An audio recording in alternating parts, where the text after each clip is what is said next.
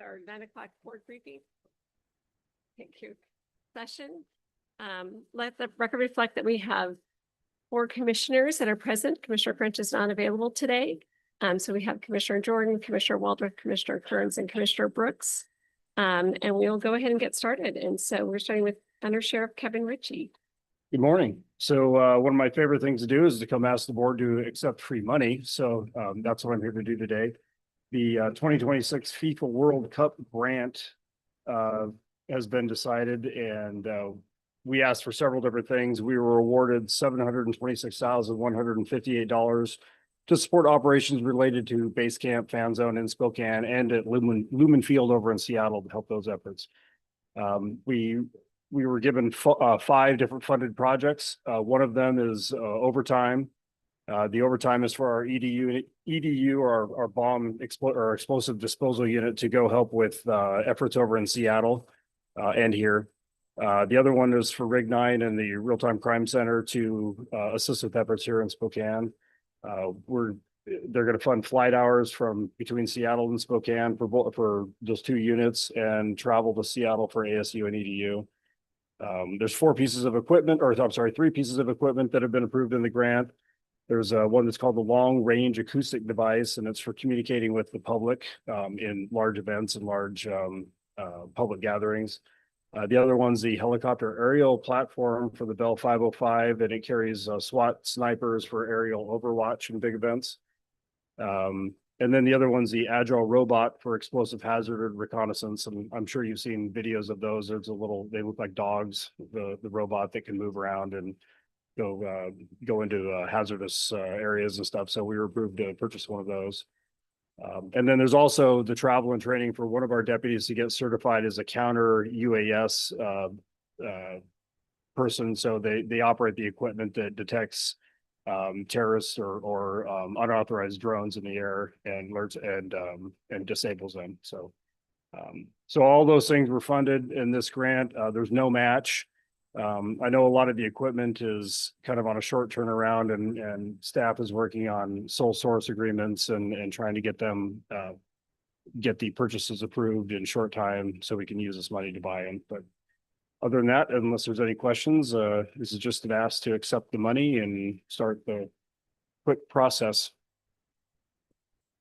So I was just told this morning it hasn't arrived yet, the paperwork. Is that accurate? That is accurate. We're expecting it soon, but the signed paperwork has not yet been arrived, but they wanted me to come brief anyway, just for when it does get here.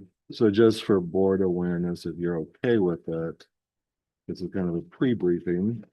So when the paperwork arrives, you will have deemed it approved and we can sign and move quickly, which is outside normal protocol, but due to the timeline of this, legal doesn't have a concern and the board's okay with that. Since we're out next week. And you are out next week. Then there's also one of the pieces of equipment that I was told need to be purchased today. To meet, I don't know if it's a timeline or a price point. I have no doubt the grant will come, but if for some reason it doesn't, we're going to have to purchase it against the sheriff budget and then reimburse the sheriff budget with the grant. Which is allowed in the grant. Which is totally allowed. I just want it to be full disclosure. Sure. Worst case scenario, they pull the grant. You know, we're still waiting for a signature on that PFAS money we were guaranteed a year ago. Worst case scenario, I just wanted to be full disclosure. Absolutely. On that. If everybody's good with all of that, we will process accordingly. Just a question, is it a grant where the money comes and we can spend it as we need, or is it like a reimbursement type situation? I believe it's reimbursement. So I mean, because this is a FIFA World Cup grant, I mean, but when the World Cup's finished, like we keep all of this equipment, right? Yes, The attachments, the Paw Patrol, all that. Absolutely. Kind of So it's a great opportunity to, enhance our service. That's great. And to purchase this equipment and also to expose the deputies and the supervisors to a very large scale event in Seattle and here in Spokane. That's great. Yeah, no, I agree. Sounds like the specialized training and all that that you can see into. Yep, When- absolutely. Thanks for the full disclosure. So you will Move see it on forward. your Yeah. 2 p.m. We're pushing it through quickly to meet timelines. Yes. And if we, as you all know, you're off next week for spring break.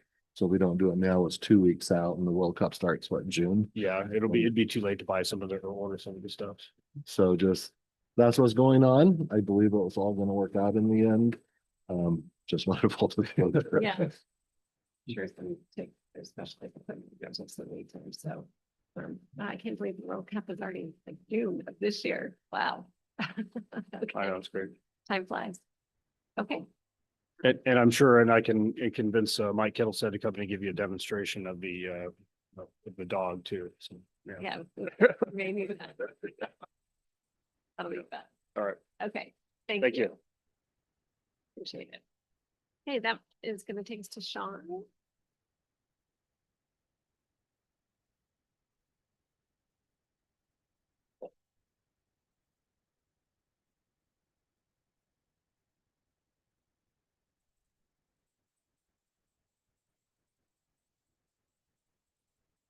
You're gonna just turn it on. There we go. All right, perfect. Today we're going to talk about Barracuda Message Archive Support Contract Renewal. Next slide, please.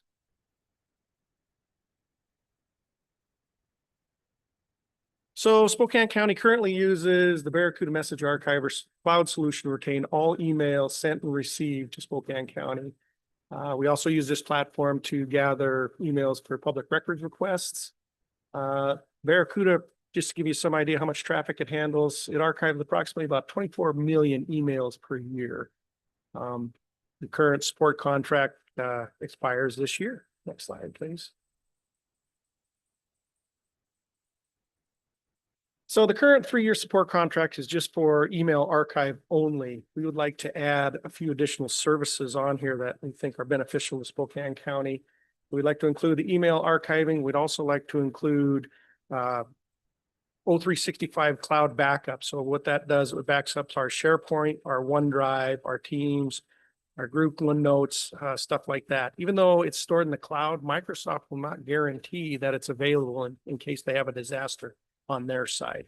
That's a little known fact that people just don't understand or realize. It also gives us immutable backup copies with point in time restoration points that's possible. It's protected with MFA and encryption, and it would replace our current solution for backing up O365, which is called Commvault Metallic, at some savings there. The other part we would like to add is Entra Identity and Configuration Backup. This is a service we currently don't have that's backing up. If there was something to go wrong with our cloud presence where all our groups and user and security groups are stored, we'd have no way to back that up. So with this service, we can restore at any point in time. It's also protected by encryption and multi-factor authentication. Like I say, we currently don't have any type of backup for this stuff now. Next slide, please.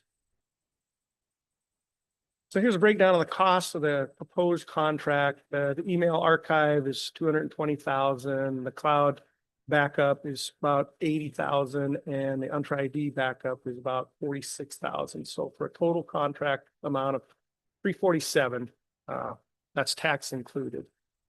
Next slide, please. So 2026 budget impact, we currently have about $252,000 budgeted in IT's budget. We also have about $54,000 budgeted for Metallic cloud backup. We would get the rest of the $347,000 through some budget savings. We were able to use we had about $120,000 budgeted for 2026 for web filtering. We were able to use that, pay for that out of some funds out of 2025. So we would use those savings there to bring it up to the $347,000. Next slide, please. So the long-term budget impact, if we were just to go with a 3-year Barracuda renewal with just a status quo with just email archive, that would be $221,000. If we were to stay status quo and 3 years of Commvault Metallic backup, that'd be about $168,000. So the total 3-year contract cost will be about $389,000. What we have proposed is $347,000, so we're actually saving about $42,000 over the life of the contract. So next slide, please.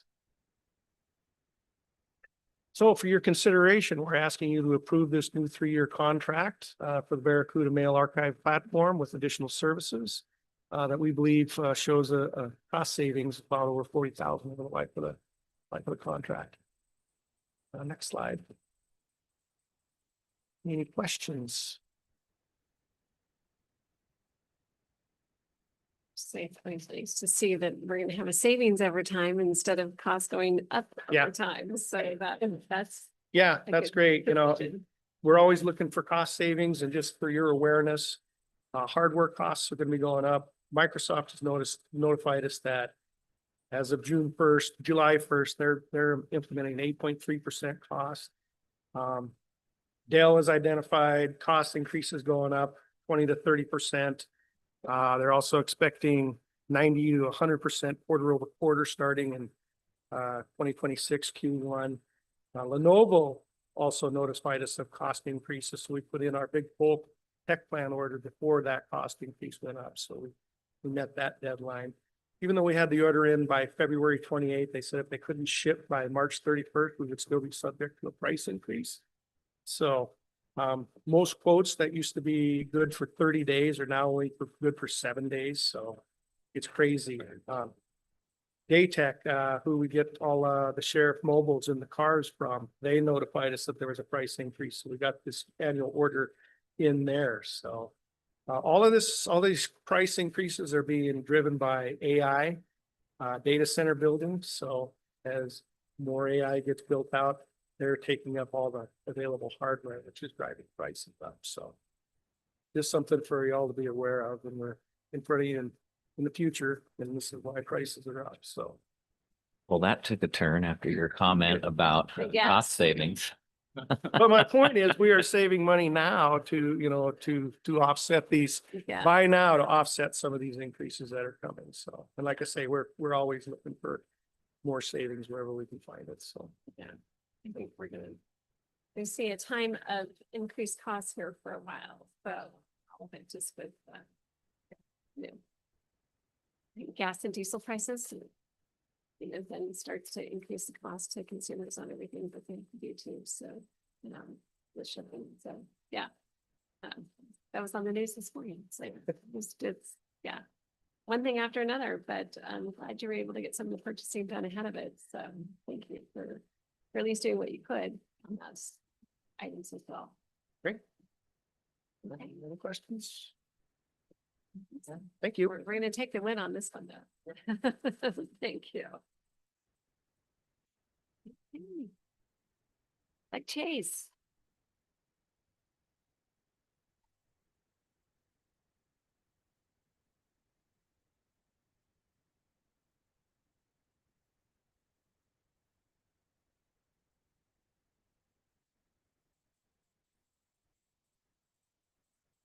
Oh, there we go. Good morning, commissioners. We've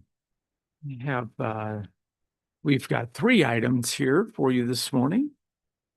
And the first item is a construction bid for our Liberty Lake Golf Course driving range and net replacement project, which Julia Culp is our project manager on this one.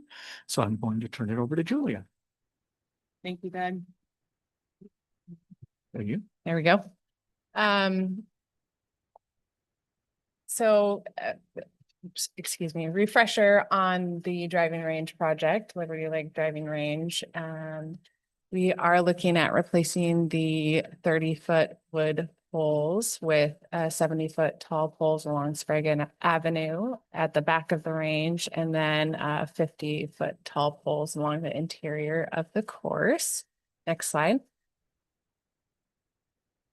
We put this out to bid with that being the base bid, and then we had several bid alternates included in the package, both deductive and additive alternates. So those were a deductive alternate to reduce the height of the range at the back of the range from 70 foot to 50 foot, in case we weren't able to afford the taller height. Bid alternate 2 was to configure the footings along Sprague Avenue and the tops of the poles for a future 20-foot extension. Bid alternate 3 was to maintain 2 of the existing steel poles that are at the front of the range. And reuse those in the system. Bid alternate 4 was to reduce the height on the interior of the course on the north side of the course to 40 feet. And then alternate 5 was to include a wood baseboard at the bottom of the netting, which helps protect the netting from deteriorating at the point where it meets the grass. Next slide. Refresher on the budget, we have $1 million through the bond and then an additional 100,000 through risk to do this project.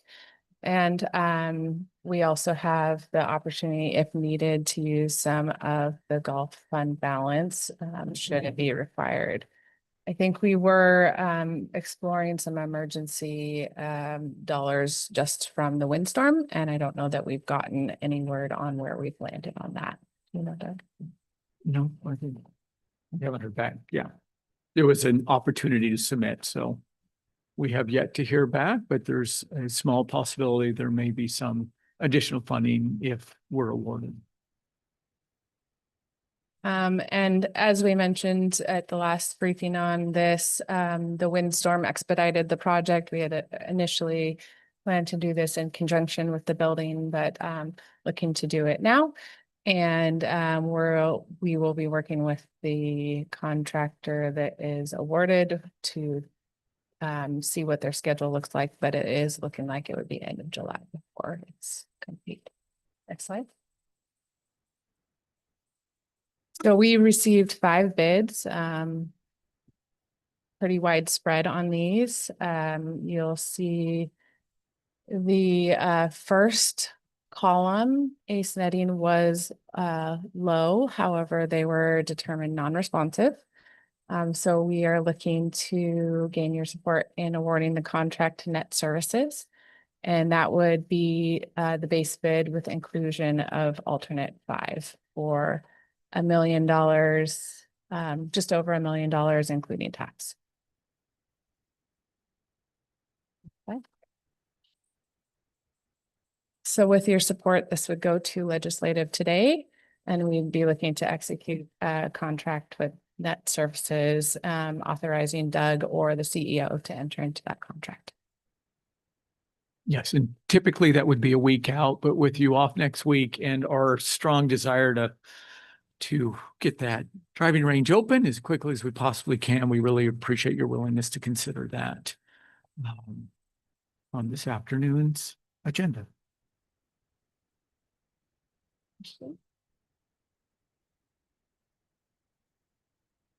Okay, very good. We're good. Super. Yes. Okay. The things that, yeah, our Gulf community expects. Yes. We're gonna go into that. Yes, and then the Gulf Pro is very excited, and the superintendent for the new improvements once they'll be completed.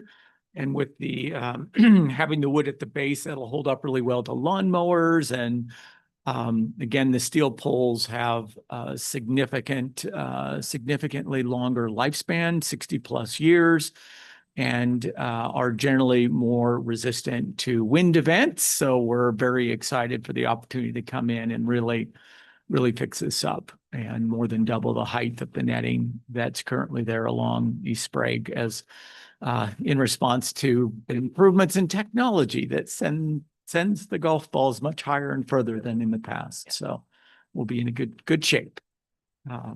So with that, I'll Thank you. transition to the next item, where I wanted to check in on our Gateway Park out there. And the board may recall through our budget process last year and working to reduce costs, we prioritize properties owned by the county.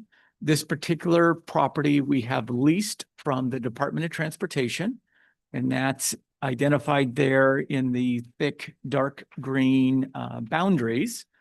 are the three different parcels that we have leased since about 2006 from the Department of Transportation. Improvements out there have included the Patricia C. Monet Dog Park, paved parking, restrooms, irrigated turf, potable water system that the team works to maintain and operate.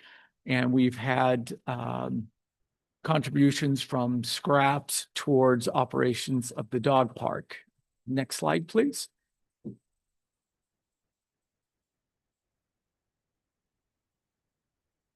There we go. And looking more in depth, while we don't pay DOT a direct fee, it's technically a no cost lease to the Department of Transportation, but we have a set of maintenance responsibilities that we're obligated to satisfy per that agreement. And it's those responsibilities that come in at just under $33,000 that we will be saving this calendar year. The notice of termination was issued last October 21st and will be effective around April 21st of this year. Now, unique to this agreement is a portion of that space is also leased by the Washington Department of Fish and Wildlife, and they operate a watercraft invasive species inspection station out there and do hot water cleaning and help protect our lakes. The way that this agreement was structured between Fish and Wildlife, county parks, and the state is should county parks exit or Fish and Wildlife exit, in this case with the county terminating, Fish and Wildlife will assume those base maintenance responsibilities so that they can continue to operate their facility out there. While those responsibilities include irrigation, routine mowings of the irrigated areas, some maintenance of shrubs and trees, they do not specifically include operations of the dog park. That was above and beyond those base requirements as per the agreement with DOT. And that's where historically Scraps has been very, very helpful. They have provided a dumpster year-round out there, and I believe their volunteers collect dog waste at least twice per week. And so those expenses and those savings are not included within the $33,000 that we've identified up there.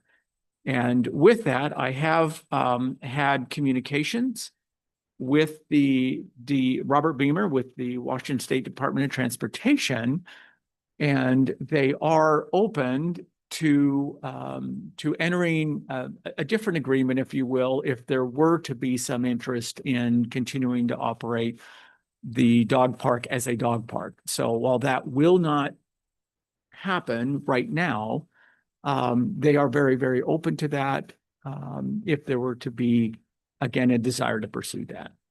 And so that next slide.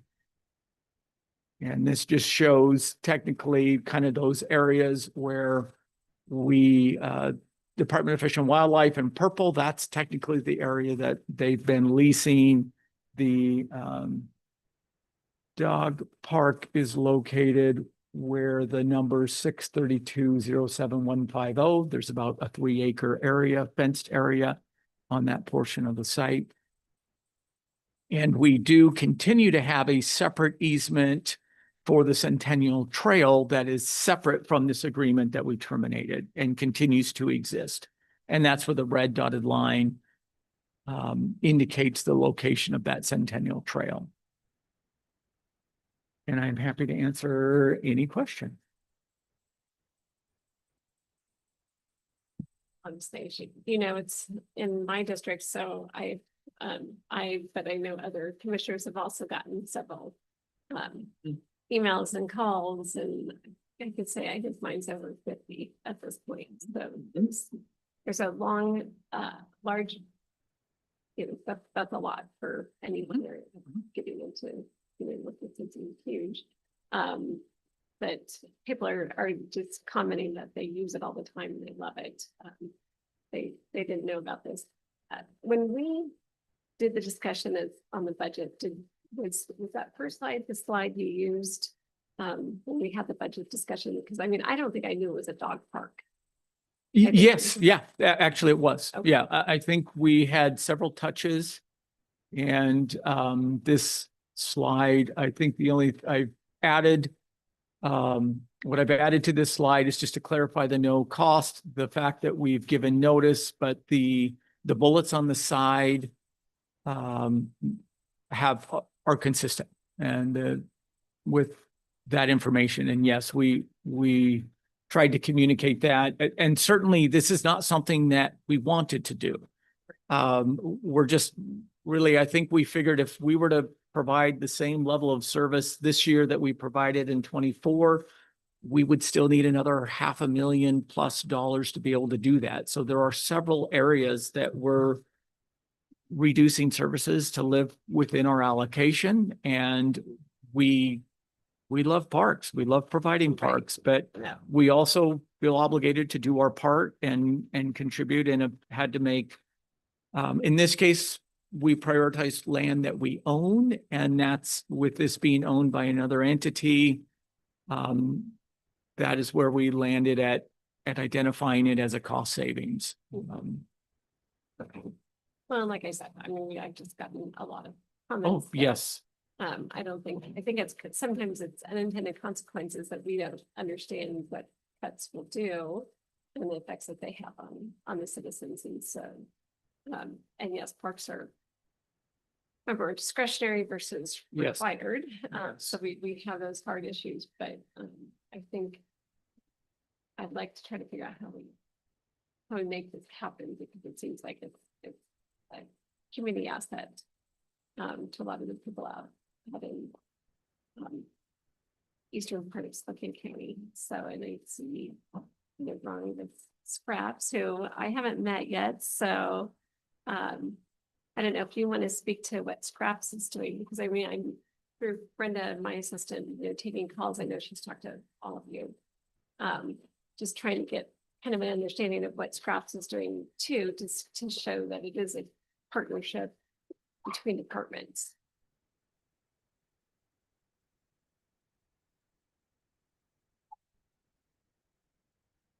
Good morning. Good morning. So nice to meet you. I apologize, I have not come out to Scraps yet to meet you. So thank you very much for being here. Of course, so I compiled just a short list of what Scraps' role is involving the dog park. As far as monetarily, in 2025, we did pay $2,397.79 to maintain the dumpster. And we have been maintaining that since 2014. That is our only financial asset as far as what we're spending. We do have 2 official Scraps volunteers. They are in our volunteer system. They go out there, each one spends about an hour per week, so 2 hours a week. They do some basic cleanup, they walk the park, they pick up trash, they see dog waste that people didn't pick up, they pick it up. They've said that they have helped with some down limbs when they're laying in places on some stuff they can handle. They're retired gentlemen, so just whatever they can carry by themselves. They have, when they spotted some weak spots on the fences, they kind of handyman it themselves and do some minor repairs on the fence line. And things of that nature. And then I also contacted Risk to see what kind of liability or financial concerns we have with our volunteers out there, as they are covered through risk management for if they get injured and things like that. And I was told that it's a minimal cost to the county as far as those volunteers being out there doing what they're doing for the amount of time they are. The only real exposure would be if one of them should ever injure themselves or get hurt doing volunteer work out there. But that is the extent of Scraps' direct involvement with the dog park. So, and Doug, your $32,000 that say go to this did not include any of those dollars, correct? Correct. So if Scraps is covering the dumpster, their volunteers are helping clean it up, make minor repairs to that. Can you walk me through how you get to this $27,822 of county parks labor on this park? Sure. My expert sitting behind me, and I can go to that. So I can step back if it's easier.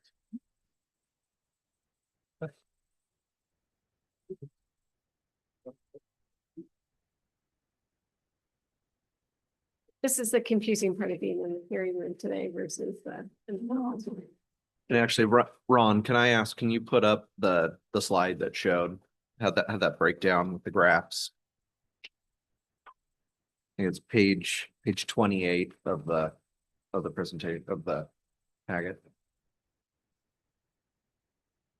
We just need to make sure the mic's on. Test, I think we're on here.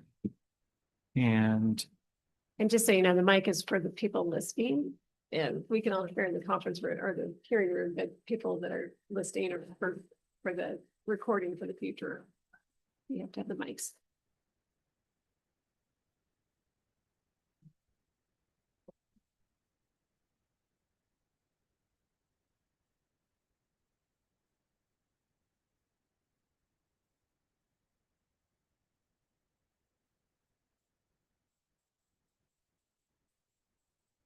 And Doug, if I can ask on the slide that's on there in the bottom left-hand corner, the labor hours, so the yearly estimate, that column, those are the hours, correct? yes, I believe that. Okay. So a maintenance 2 worker puts 328 hours a year into this park? Yes, that's the do. entire Gateway Park. Okay, Yeah, not just Scraps dog park component. That's the entire leased area. okay. And so if you could also walk us through what some of the work is they do in the rest of the park too. Appreciate that. Yeah. Wait, so the question on maintenance workers 3, we'll just go down line, what each one does. There's a potable water system out there, so we are licensed purveyors, which require daily testing, which DOT and Fish and Wildlife help on, but monthly testing. And then maintenance of the potable water system, which at that particular location is a well and a chlorination system, slightly different than others. The maintenance worker 2's, their primary role is lawn maintenance. So that's mowing, spraying, trimming, repairing irrigation, monitoring irrigation, repairing the heads. They'll oftentimes go into the dog park, clean up limbs, prune the locust trees, repair fence. And then we do 2 to 3 annual mowings inside the dog park. Meanwhile, everywhere else is a weekly mowing for about 30 weeks. And then our extra help are out supplementing and working with the maintenance workers. So extra help are supplemental summer help. They're always there trimming, blowing, performing general maintenance. And then other items that we do that are a little more difficult to measure with the building maintenance. There's a component of that building out there that we're responsible for. Fish and Wildlife are responsible for a component, but some of the more infrastructure related items, plumbing, roofing, et cetera, falls on the county. So we find with that building, we're roughly 56 hours, labor hours for our maintenance workers. And then 328 for the maintenance worker 2. So while the dog park I've determined is roughly $2,000, maybe $2,200 labor is what we put into just that one component. The rest of Gateway is where the bulk of the labor comes from.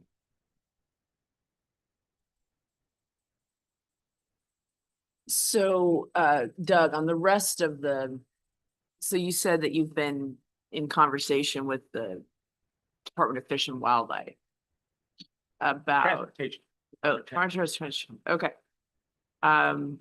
Still trying to figure out who's doing what, because you said that Fish and Wildlife does kind of have a role to play. They So- do, when the way that the Department of Transportation wrote the agreement, should we terminate, which we have, the Department of Fish and Wildlife, if they would like to continue operating out there, which we understand they do, Okay, they now unfortunately inherit all of the maintenance per the agreement that we have been providing. So they now will be responsible for that should they wish to continue to operate. It's just that maintenance specific to the dog park goes above and beyond what those obligations are within here. Even though it's Right. not a significant additional expense. So, on top yeah, of so what's just been there. wondering then, you know, could we continue to, you know, have some responsibility for the dog park in coordination with Scraps, and then Fish and Wildlife manages the rest of the area? I mean, is that a possibility? What have they communicated back? What has been the communication since we said, hey, we just, you know, our budget isn't going to be able to maintain all this other property? We have absolutely informed them. The notice went out. We've had phone calls, I think, to verify receipt. And I think Fish and Wildlife is still sorting out and figuring out how they're going to assume these additional responsibilities. I have only spoken directly with the representative at the State Department of Transportation to see if they would be open, say if Scraps were to approach them and want to have a separate agreement to operate the dog park only, would they be open to something like that? And they have indicated they would be open to something like that. So that's all that I've discussed. And I believe because Fish and Wildlife is assuming the bulk of the maintenance, I believe that's why the state is certainly open to hearing from Scraps or some other entity to operate the dog park component only if desired. And that's where they, I mean, Fish and Wildlife use this area for the boat, They continue to use it for the watercraft. watercraft Inspections. They But would that's love, only part of the year, right? I think they're out there year round. They're year round. Oh, they are? Yeah. Okay, It's year round. okay. So they will be there year round. Okay. Yeah, we've effectively taken the freed up capacity and we're using this to help maintain Camas Meadow Park that will be Right, coming right. online this year. No, I understand. I mean, we have parks that are county parks that we need to maintain. We made a commitment to keep them open and so I'm just wondering if there's a way to, yeah, make this work as Chair Brooks was describing. It seems like the dog park's still going to be sitting there and people want to Correct. use it. Correct. So if there's a way that we can work with DOT and Fish and Wildlife to keep that open, I think it'd be a win-win.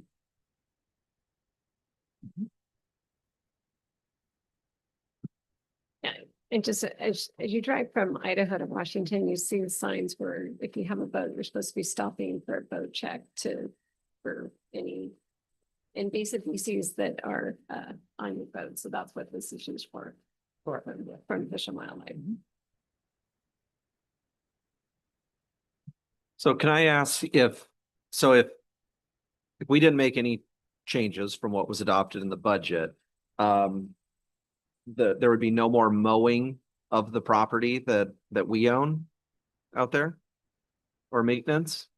Or is I mean, I'm just saying, I mean, those labor hours, how would those change?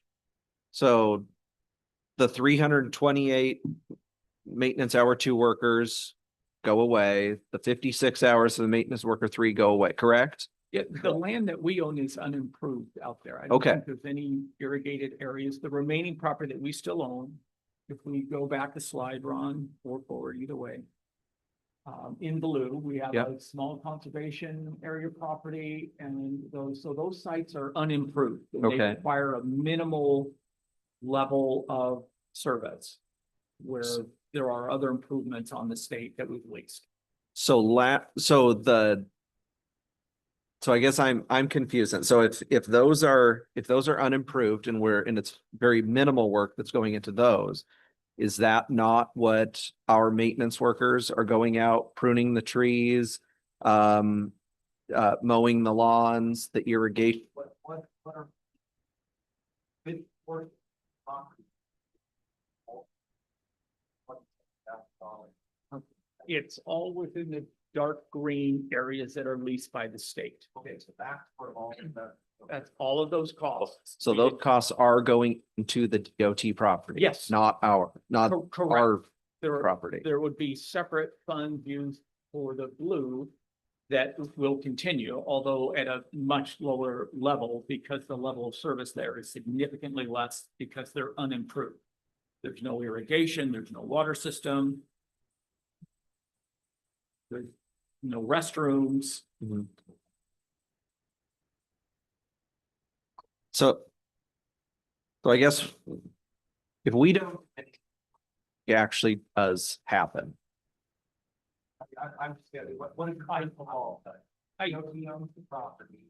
If it's still public property, the dog park, like, the dog park is still there. We have folks in scrap to go out and help, but it sounds like with leaving that property as well, that's why it's empty, the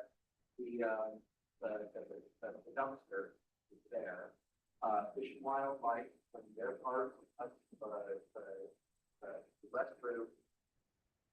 Yeah, if we did. Don't have access to the dog park? I believe no. And when I talked to DOT, they do not have budget or funds. And again, the dog park specific is above and beyond those general maintenance requirements. So I believe they would lock the gate and that would be that.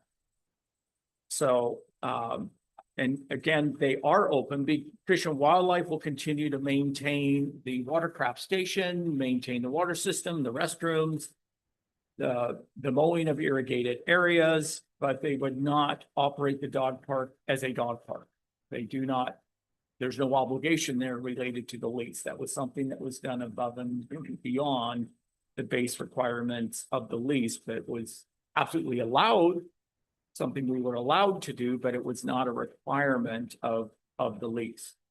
So if we continue the lease, we let Scraps continue what they have been doing at a very minimal cost. It sounds like the folks that visit the park take a lot of ownership in it, and they also help keep it clean. They help keep it.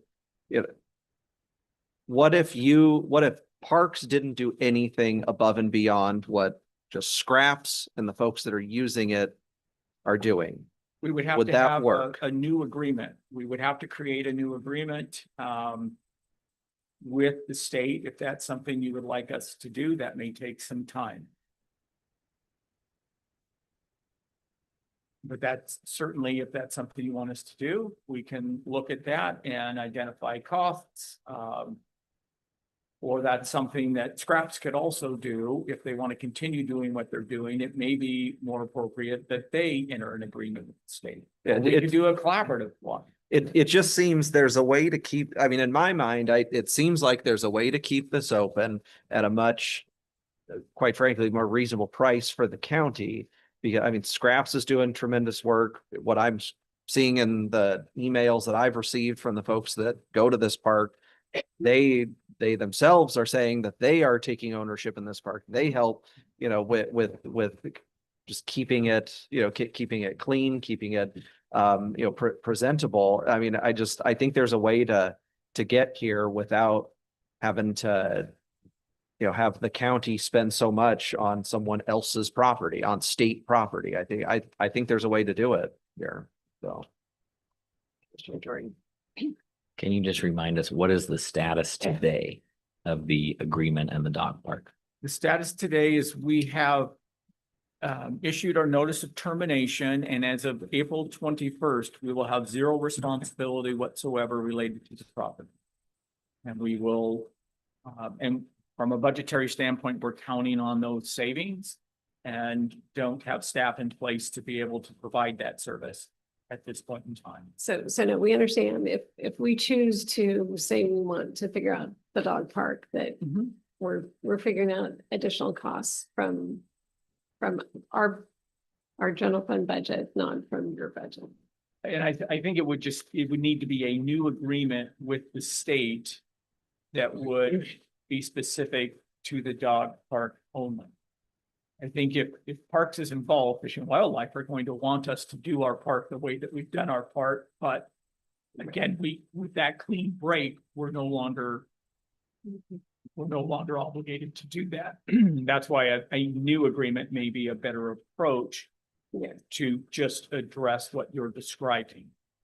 Maybe the best fit in this case. I would agree. And seeing if there's a way to extend the current agreement as it's terminating, just to extend that piece of it to to at least allow I people to. don't know if they would, I don't know if they'd be open, that would be, again, renegotiating, it's kind of written as an all or nothing. Therefore, a new agreement could only focus on the dog park. The current agreement doesn't even really mention or single out the dog park or what's done. Kind of like some. Lumps in. Sorry, Are I you had to come from offsite. speaking to the dog park? Yes. Okay. With the April 21st deadline, which, really relieves us of our maintenance out here. Fish and Wildlife is still on that. If the board is interested in a specific agreement for the dog park, we can, and we start entering into those negotiations with the DOT, we can also reach out to Fish and Wildlife and see if they will let us, continue the work Scraps is doing in the interim while that new agreement is working out. And maybe we can prevent it from being closed for whatever period of time it takes for us to get that DOT agreement signed. We might be able to kind of informally work with Fish and Wildlife and the DOT to just avoid a closure out there. Yeah, we can certainly. Absolutely. Well, Yeah.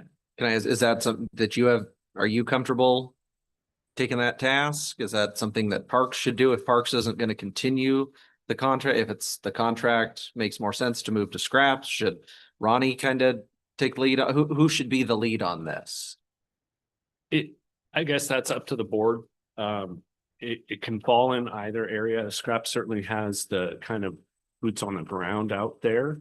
It depends if you want Parks to have any level of service at the dog park. That's a question, and we could come up with costs for that. It'd be relatively minimal, but that's one of the conversations. Well, Doug had indicated that if Parks is involved, Fish and Wildlife, it could be tricky because Fish and Wildlife is going to want Parks to continue the sort of the responsibilities they have today. So does it make sense to kind of exit Parks and have someone else sort of take the lead here from the county? And I want to make sure when we end this item today, the ball doesn't get dropped.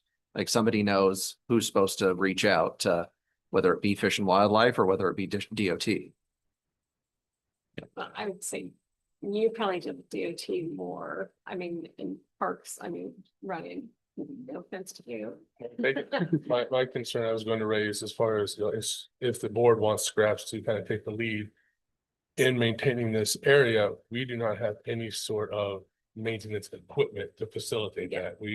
Even at Scraps property, we don't mow and do our own lawn care. We have a company that comes out and does it. So we don't have any kind of equipment. I don't have any staff that is trained to operate any sort of lawn equipment or to do repair work. I don't have any of that under my purview. Yeah, we'd have to look, it's gonna have to be a partnership between everybody. But I'm with Commissioner Kearns, like trying to figure out the agreement with DOT. Do we think it should be Kyle or Doug? I know Parks. Let's say that. I don't know if we think you guys have a relationship with DOT, but Public Works, and so hopefully leverage all of our relationships and help us get to. We're happy to go whatever direction you would like.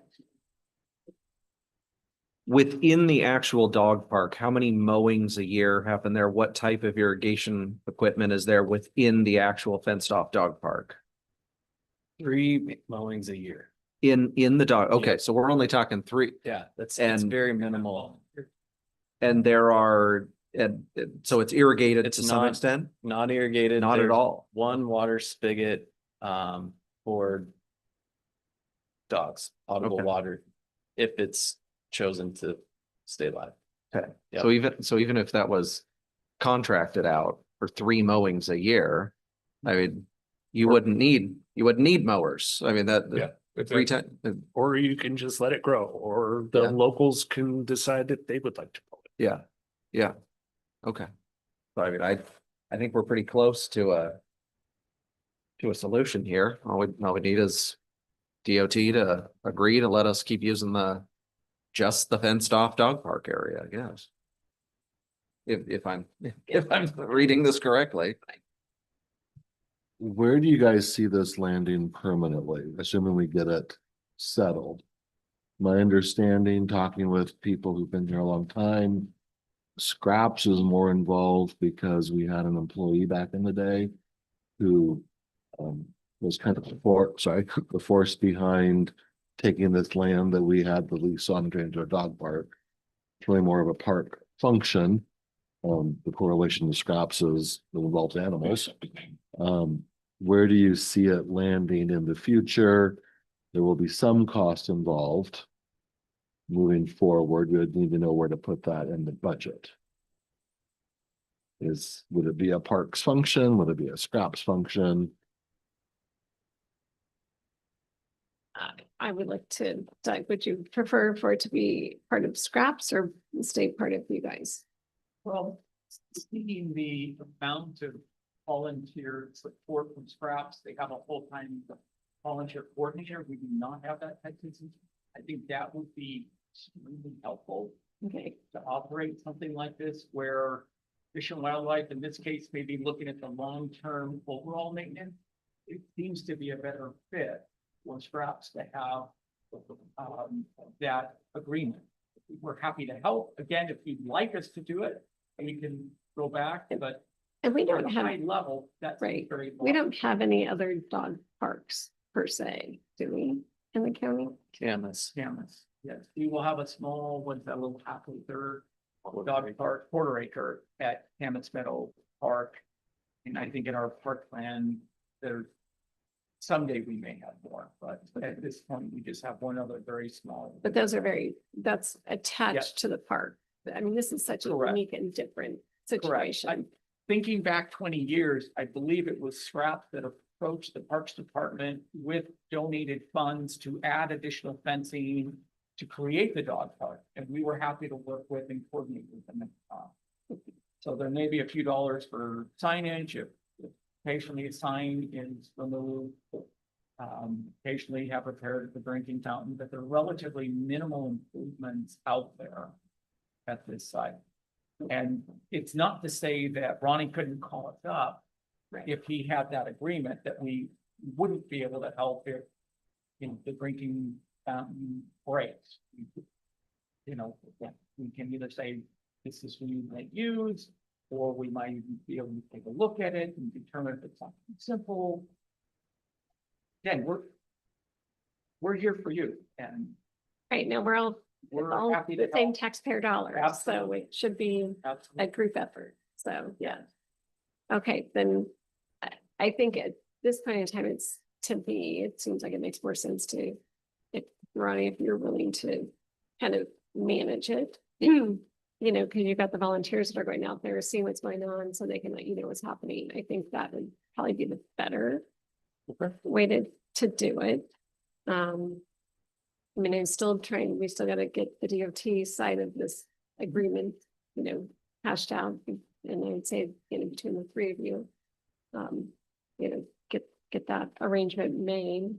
And then kind of let it land with Scraps, because it is kind of a standalone. It seems like Scraps has already kind of taken it as, you know, a special place in your hearts there. So may as well let you handle that and make sure it's taken care of. And then, yeah, I would hope that if there's any need that, you know, parks can help with or any of that, but we need, again, all the same taxpayer dollars, that we need to be the best stewards of possible as we can be possibly. So.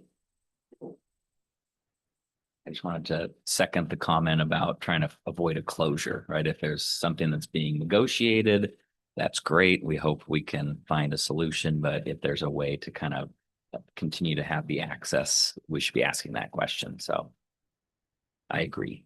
I do have a washed out contact info for Mr. Beamer. I will reach out to him today and try to get something set up to start discussion as soon as possible. Okay, that would be great, since the agreement goes through April 21st, you said. So we have about 3 weeks, so I will reach out today and try to get things moving as quickly as I can. Okay, and then just to make sure you're talking to legal, I always just want to bring to our legal, make sure we've got everything in order.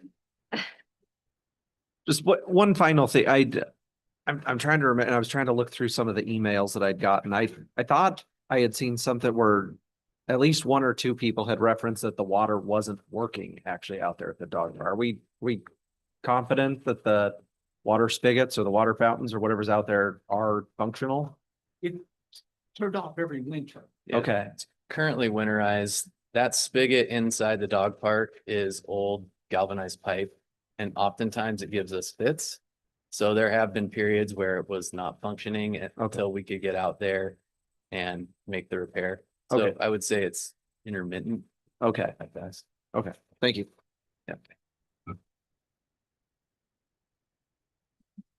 Any other questions or comments? Okay, I think we'll figure out a path forward. Appreciate it. Thank you. I think we have one more I item. think we do have one more item.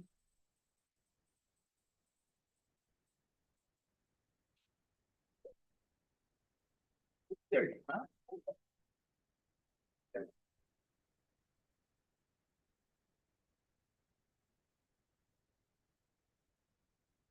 All right, we are pleased to have before you, we are ready to proceed with our current number one property on the Conservation Futures Acquisition List. And Jonathan is here to present on that and has that all put together for you.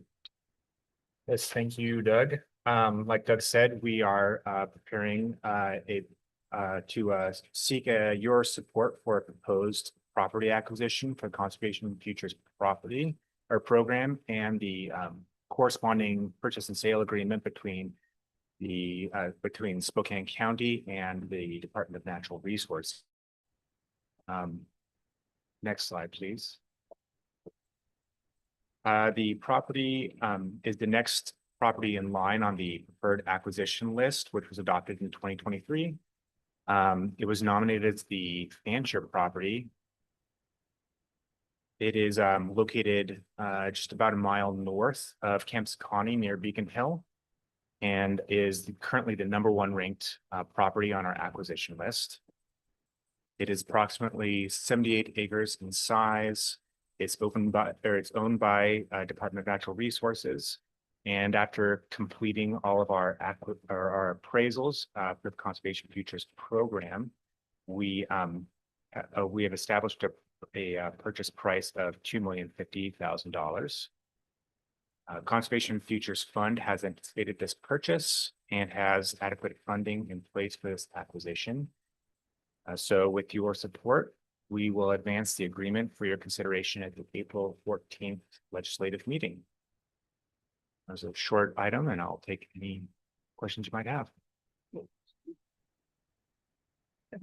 Can you remind, in my recollection, we don't often buy government-owned land for Conservation Future. It's usually privately owned land. Is this common that we're buying government to government for Conservation Future? Yeah. Yeah. We have on several occasions. Okay. It just, I don't know, it just kind of strikes me where it's, I mean, is this just their way of moving it off their books and putting it on ours? I mean, if we didn't buy it, are they gonna do anything else with it? Would they? Yeah. This one they would? Yeah. Okay. No, there was the whole Glen Rose Trail to the trailhead in the Yeah. Dishman, or, yeah. That's all, that But was all DNR. Camp property. Sakani, like they would actually sell Camp Sakani if we didn't buy it? It's only north of Camp Sakani. It's 78 acres property north of. Okay, Camp Sakani. but like, cause this is the one, and remind me again, what's in the little red box? That's an FAA property. That's right. Okay, cause you've presented this to us. Yeah, the water tower is on the property, but the FAA one, they own that. Okay. All right, it just kind of struck me just where this is at and where I don't know. I guess I don't know, maybe it's just the privately owned ones stick out more in my mind that we purchased. It just seemed kind of odd that this one for the size of it and that it is DNR land, but I don't know. Okay. We had pursued acquired transfer program, you may recall, we were not successful. Okay, maybe that's what I'm because I'm remembering that tower that was on the property, but exhausted all of our options and yet for the program, been able to reach agreement. Sale agreement, as I mentioned, we've done proper appraisal, we are comfortable, it satisfies our criteria, our process. We also have the tenants for the property that we went through from the community and have about $10,000 that they've raised, private monies that'll be contributing towards this. The Park Foundation is holding those funds right now in hand, and there's that little area where they pledge to provide an easement again, so increasing the area that users have to hike and enjoy the outdoors. Kyle, I see. Oh. Sorry. I was just going to clarify, DNR is statutorily obligated to sell their property at market value, and that's part of the education or something fund. That's actually one of their requirements, Correct. which is why we have to actually pay for it. Yeah.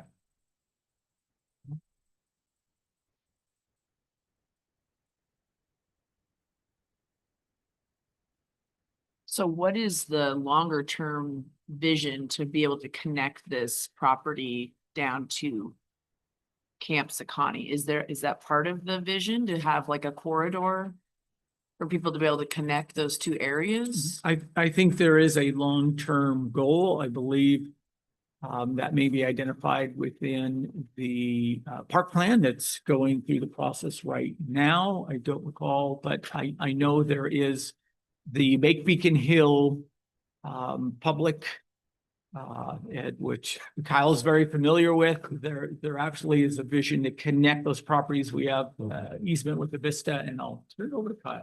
Yeah, sorry, this is near and dear to me because it's, well, my old backyard. There is an Avista easement through the south part, or basically the south part of the Fancher parcel right there, that runs diagonally over towards Columbia Drive right there, which does have bike facilities on it. And so the Make Beacon Public is looking for a north-south connection, basically, that would provide linkage through the Avista easement to the Fancher property, so that those all become one publicly accessible facility. And when you say the park plan, is that, are you updating our park plan for our 20-year growth management? Yeah, every update? 6 years, similar to the comprehensive plan, and we've been working through that process with the planning department. I think we're waiting on updated population data, but we've had several public meetings, and that's something that Jonathan's been working on for the better part of a year, and our goal is to have that before you at the end of this calendar year, if all comes together as we hope. So that'll be integrated into the comprehensive plan update? I don't think that the pros plan, park recreation and open space plan speaks specifically to that item. Because we have a chapter, one of our chapters in the comp plan is parks and. Yeah, open and I think space. it references the pros plan, so they reference each Okay. other. We So may. it might not always be on the same cycle. Yeah, there'll be similarities. The pros plan goes into a little bit more depth. I believe it's more or less the same cycle because we rely on their population projection data, but they have more of an abbreviated version.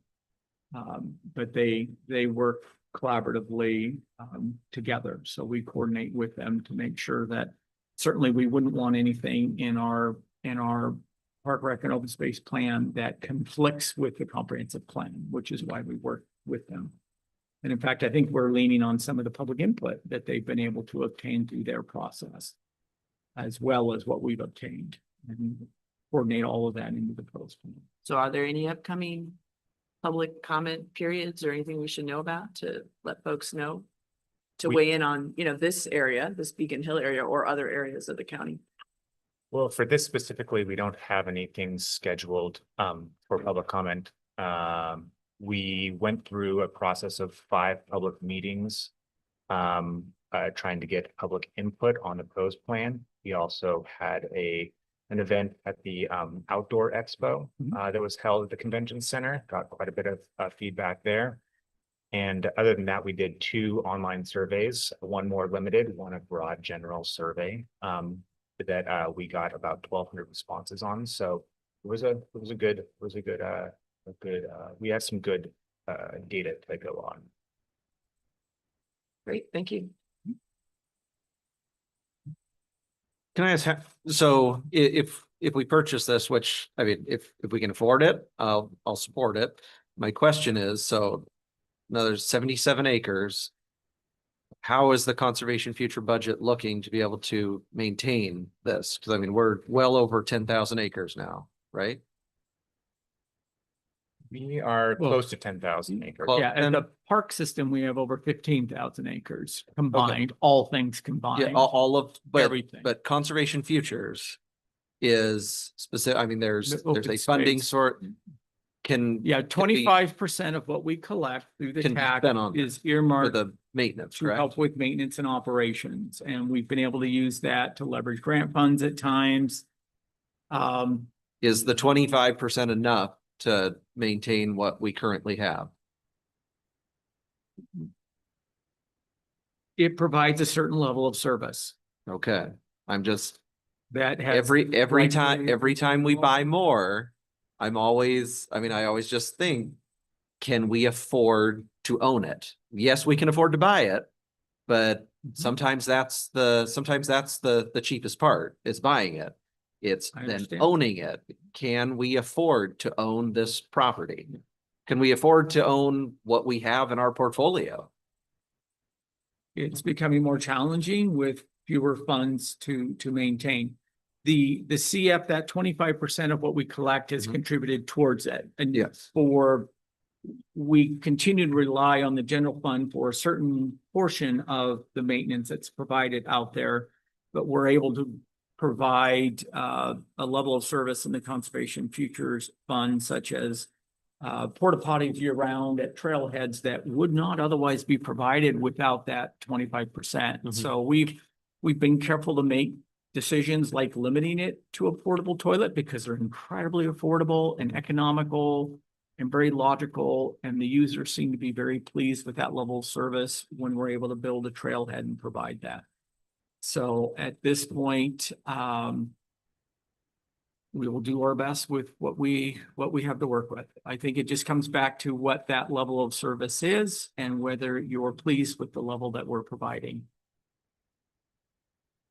And I can, one other thing with conservation futures is we, like Scraps, rely heavily on volunteer efforts. Evergreen Mountain Bike Alliance does a lot on our trail systems and our properties to help us maintain those trails, do brushing along trails, remove trees that are downed along trails, as does Washington Trails Association. So, and I think that they have a lot of people interested in joining their group, and they do a lot of work for us. So that's one of the ways we do maintain our conservation features properties.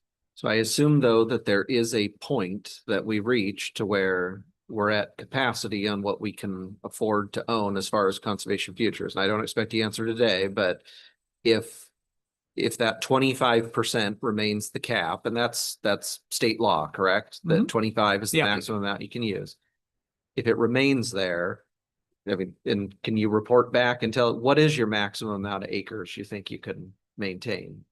And I don't expect you to tell me now, but if that's something you could look into, I mean, because I assume there is a point to where we have what we can own and we can't afford to own anymore before it starts eating into other areas of the park system. I mean, you had to make some pretty painful cuts for this budget.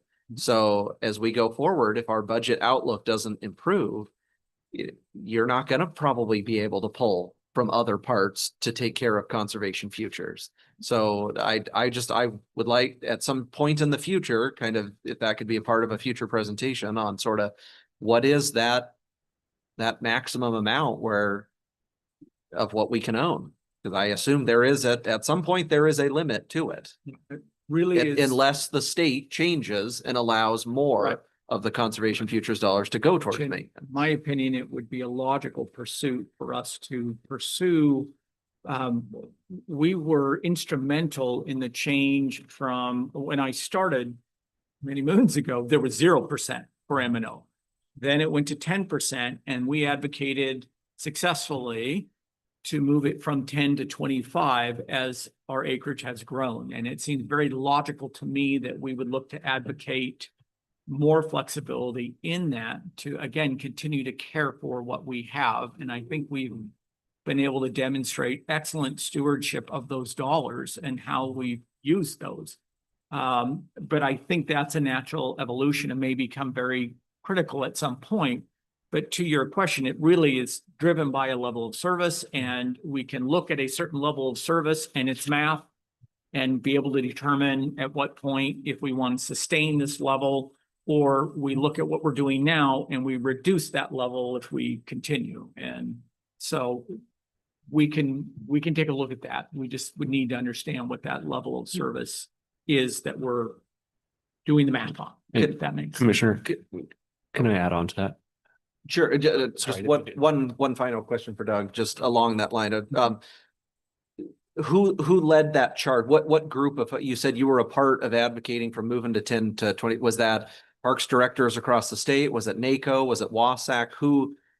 Who pushed and advocated for that at the state level? Spokane County and our lobbyist, and we certainly communicated and obtained support from the Washington Parks Okay. Association and other counties. Okay. So maybe it was a legislative effort, and we were able to build enough support and ultimately adjust the law. Maybe that's something we add on our ledge agenda for next year. So. And Commissioner, I'd just like to, oh, sorry, I didn't. Go ahead. Go ahead. That question of how much conservation area we can afford to maintain is difficult because no conservation area is the same. This particular area is actually likely to get a higher level of service than other conservation areas because Camp Saconnie is the hub for our volunteer partners. And this is right next door to where they spend not 90, but a significant percentage of their volunteer work. So this is likely to have a minimal impact on parks because the volunteers support is going to be particularly strong in this area, which, you can't say the same for some remote conservation area that doesn't necessarily have the trail facilities that these volunteers are working with. Does the Parks and Open Space Plan look at the whole system, including conservation futures? It does, yeah. And does it look at these types of questions around maintenance, level of service? It recommends. Okay. It does, yeah. I think that's right. It Yeah, recommends. for the open space, we recommend, we have work to outline what we feel is inadequate or, a base level of service, kind of that bare minimum that we would try to do and how we manage the site. So when that plan comes back, that's probably a good opportunity to explore some of this more in more detail with kind of Yeah. specifics. Yeah. Okay. Thank you. And I'll say, I've been out to the Micah Park, what do you call it? Mike Peak? Micah Peak, Mhm. where there's been volunteers on a weekend going out to do trail work, clearing and all of that. So Yes. it is areas that aren't actually next to, housing areas and all of that, they're out in every aspect of our areas. We're very fortunate. We have a lot of active volunteers, and we have, as Jonathan mentioned, we have agreements with a couple different organizations. And as Kyle pointed out, this particular area is very, very popular. Yeah. With the mountain bike group, and they tend to be more active in this area, but we have a lot of areas that they're active in and different groups that we work with. And Conservation Futures is, when it was on the ballot, it was like over 70% voters were wanting this. It's something that they want because if we lose this land, you don't get it back. Correct. So Yeah, it's gone forever. We did a series of advisory ballots, and each time the support came back stronger each time. And so we're very mindful of that, Yeah. and we try hard to be very good stewards of these lands and to allow that balance of preservation, but also non-motorized access recreation. Is there currently any formal way that we are thanking those volunteers for all their help?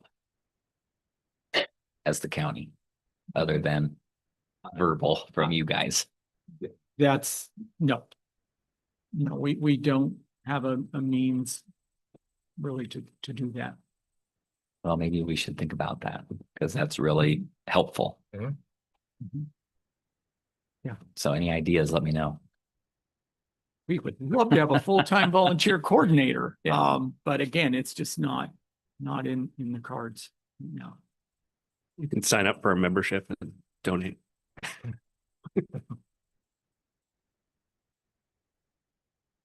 Okay, any other questions for Doug on this?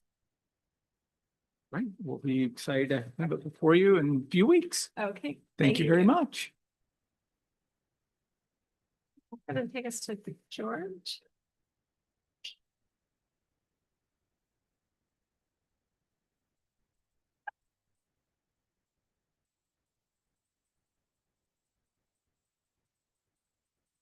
I'll also mention that Evergreen East does an excellent job of posting when they're doing dig days and other opportunities. There's one in Saltese Uplands, I think next weekend. So lots of opportunities out there. Today we're here to talk about some funding recommendations that came through our Housing and Community Development Advisory Committee members. And I'm going to pass out this real quick.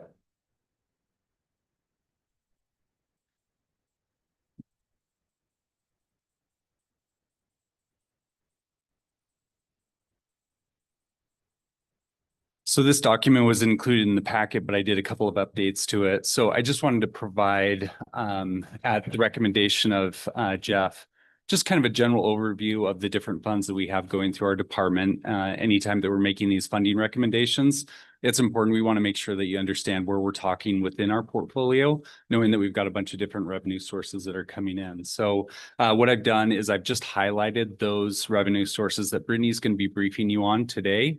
Recognizing we've got other funding sources that you'll see coming through in the future. And I'll just kind of keep this document every time that we come and brief on a funding recommendation so that you all know exactly what part of the portfolio we're talking about. Because we'll use acronyms like sales and use tax and document recording fees and those sorts of things. And we just want to make sure that you're aware of what we're talking about. What you see here in the table is just kind of a breakdown of what Spokane County receives, what the city of Spokane receives, and then what the city of Spokane Valley receives as it relates to both affordable housing, community development, and homeless services. So, so Spokane County receives a comprehensive list of revenue sources to do these types of activities. One thing I'll note is that the Consolidated Homeless Grant, the last line there, you'll see that's a large number. Important to point out that is a 2-year total. It's still a significant amount of funds, but that is the state biennium allocation to both the county and the city of Spokane. Document recording fees, that's a portion of document recording fees that stay within Spokane County for both affordable housing and homeless services. Sales and use tax, that's a 0.1% that comes back to support affordable housing. And then the home program, that is one of our HUD entitlement programs that we receive. So, so with that, yeah. So the, thank you. I appreciate all the acronyms and where all the money's coming from and for what purposes. So thank you for the sheet. The document recording fees, is that a certain percentage of those that can only be spent on affordable housing? Yeah. Yeah. So the way that the state divvies it up for the RCW is that 85% goes towards homeless services and then 15% So goes that's towards just affordable housing. 15% that Yeah. of the total. Okay. Yeah. And then the sales and use tax, is that a certain percentage or how does that get allocated? It's effectively a rebate back to Spokane County from the state as part of the sales tax. And that's just for affordable housing? Yeah. Okay. That's not the 1590 tax that we heard about. That's a separate tax that is going back to this, that goes to the state, then saying coming back to us for. Yes, that's Right. correct. Okay, thank you. Okay, Brittany. All right, well, I'll get into the affordable housing summary. So I'm going to be looking at the RFP summary sheet. It's that one pager that I provided in the packet there. So we're looking at this last RFP round and we got 8 applications to our affordable housing portfolio. I'm requesting just over 4.7 million and we had 3.3 available. So you'll see in those document recording fees, sales and use tax and home dollars, that's that combined total of 3,350,000. And we allocated 100% of those funds during this RFP. And so I'll kind of break down the projects. We had 7 of the 8 funded. So I'll just do a quick summary for y'all. And if you have any questions, feel free to stop me. And if you do the math on the table, it's not that 3 point. The reason that we were able to allocate more is we just took some of our prior year resources and allocated. So that's how we were able to leverage additional funding towards us. Yeah, and this is only for the 2025 funds. This is not the 2026 awards. So that would be a future briefing that we would come to you with. So just wanted to clarify that as well. So I'll start with the one project that wasn't funded, just to get that off the table. That is the Threshold apartment homes. That one was not funded. It requested $750K. That was a new construction in the city of Spokane. Just due to funding, there wasn't a specific reason that the advisory committee didn't want to. It was just, not enough funding per usual that we see. So just wanted to clarify that one. And then we'll go down the list with Bethany Village as a new construction. That's Waldrop, that's in your district. That's 22 units for low to moderate income families. So that's where we're looking at that 80% area median income or less. Kind of looking at those. Yeah. As you go through, could you just talk about what did you consider with, did you consider how much funding these projects already are bringing to the table? Like, what were some of the considerations? Because I would assume that a lot of these projects are very expensive so what portion are we contributing to the overall cost? Absolutely. Yeah. And what did you consider in terms of their viability? Yeah. So I can kind of go through each project and clarify, but overall, the advisory committee got their applications, which included a lot of information, including their budget, and how many units and what populations they serve. So all of that was taken into consideration. Our staff review is just purely an eligibility, and it is a yes or no. And then it goes to the advisory committee to have that discussion of what they would like to fund. And so that's where they kind of dive into more of those beneficiaries, the location, what funding we are, first in, last in, whatever that may be. So with projects like Bethany Village and St. John's 2, we were kind of more last in dollars. So those ones are ready to go. That's part of the reason why we're bringing this to you before the rest of our funding, is because some of those contracts need to get going just for time's sake. And so that's kind of the purpose of bringing affordable housing right now to you. If you're looking at projects like Casa Mia, Chalice Place, Threshold, and then Riverwalk, those are kind of more first in or early in dollars, if you will. Riverwalk and higher are the only dollars of Spokane County right now for those projects. They are smaller. That's a rehab and just a 1 ADU.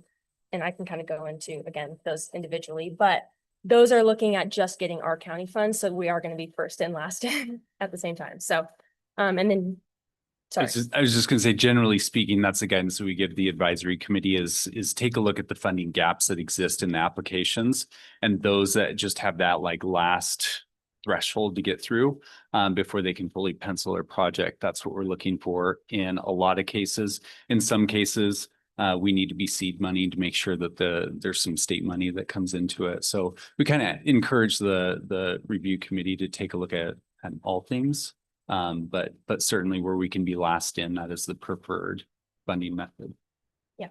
And Casa Mia is kind of that seed money situation where they are needing local support to be able to go after some of those larger dollars, looking at specifically some of those commerce funds. So that's kind of the overall look. And sorry, I didn't touch on down payment assistance. That one is one that we reoccurringly fund.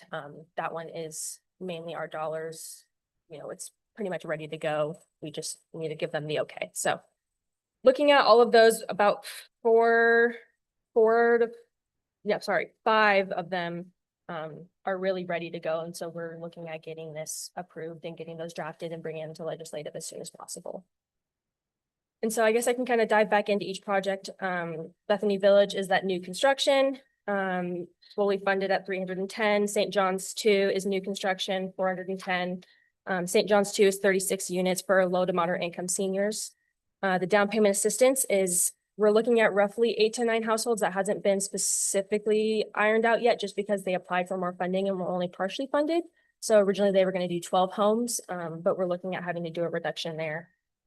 And then Chalice Place is more the acquisition dollars. So that will be a new construction of 85 units for seniors and disabled individuals. That was also partially funded. And Casamia's new construction of 13 units and community building for permanent supportive housing for DV and SA survivors.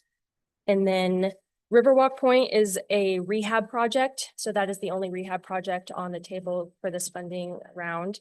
And that is a 53 units for LMI households. And then Higher Transitional Living was a partial funded project. They did apply to do 2 ADUs for transitional housing out in Medical Lake, but will only be able to do 1 with the award from the advisory committee. And then, as I mentioned, that Threshold apartment homes was not funded.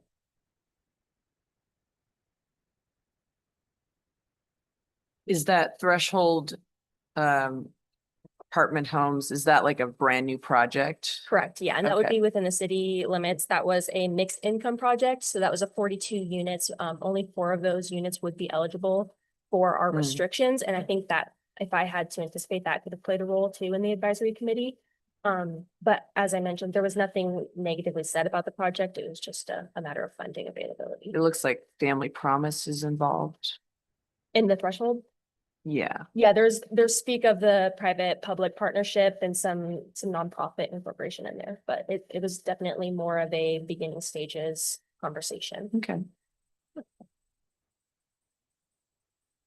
And then I did include on the slideshow, but it was a little bit incorrect on a couple of the numbers, the district overview.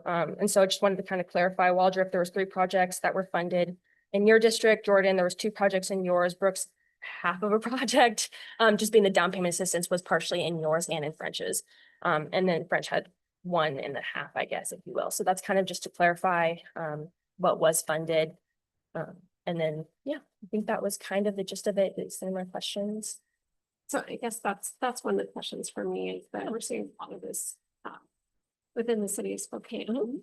And so in the city of Spokane, somebody's putting their own money into some of these projects. They have money in Bethany Village and St. John's 2, and then I believe they also have money in Casamia, or might have money in Casamia. I'm not entirely sure on the. And so how do we ensure that county residents are able to access those as well? Absolutely, and that's something that we kind of work through our regulations and our restrictions of units.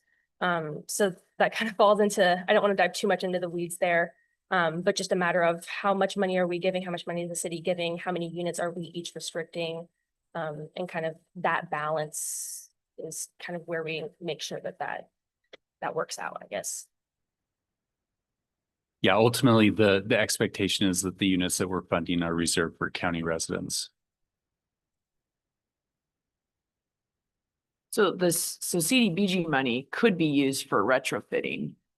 Is there a benefit to using for the Riverwalk project, the update to those units there? Is there a benefit to using these dollars, or did they already apply for CDBG, or what's the status on that? Yeah, so they didn't apply to CDBG for that project. They'd have a lot more experience, especially this project, with our affordable housing dollars. And so I think that's just more appealing to them because it is familiar. They know they know those restrictions, those regulations. They already have affordable housing dollars previously in the project that have been spent and paid back. And so I think that that kind of plays a role in it, as well as our funding availability. There's just more funding in the affordable housing portfolio, especially this round compared to CDBG. So their application has a more likely chance of being funded by applying through us instead of CDBG. Yeah, I was just thinking, like, there were some pieces that you couldn't fund. There was like that other ADU unit. There was some other, what was it? Rental assistance, or the down payment assistance, you only do 9 instead of 12 or something. I mean, did you consider whether using these dollars for that and then like SNAP getting CDBG for the rehab. I don't know. I just, you know, because it's hard. There's only certain dollars that can be used for certain things. So Yeah, and at the same time that we deliberated the affordable housing funding, we did the CDBG Community Development Block Grant Funds. So we'll be coming to you all here in the coming month with those recommendations as well. So we had over $1 million already allocated to some large capital projects out in the valley. And then I think we also had one down south. But yeah, so the CDBG money is not as much as what we had here. And we really took a look at the applications based on what the applicants submitted through. I mean, one thing we could consider is when I was at the city, if you remember, George, we kind of created a consolidated application where you really like pitched your project. And then at the city, we tried to fill like, what funding sources would meet the needs of that project. Do you remember that for a while? That's how we kind of made it less cumbersome, I guess, bureaucratic. I don't know, just a thought. Yeah. Because if you're going to align the processes and have people apply for these different projects, you could just have them apply and then we figure out what the funding sources that would match. Right? They Yeah. still have to compete. Yeah, absolutely. And we do that within the portfolios. So like Brittany, she oversees the affordable housing portfolio. Aiden oversees the community development portfolio.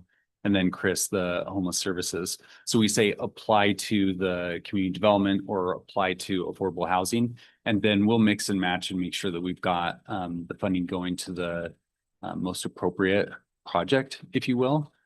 So we do that within the portfolios, but not as much crossover.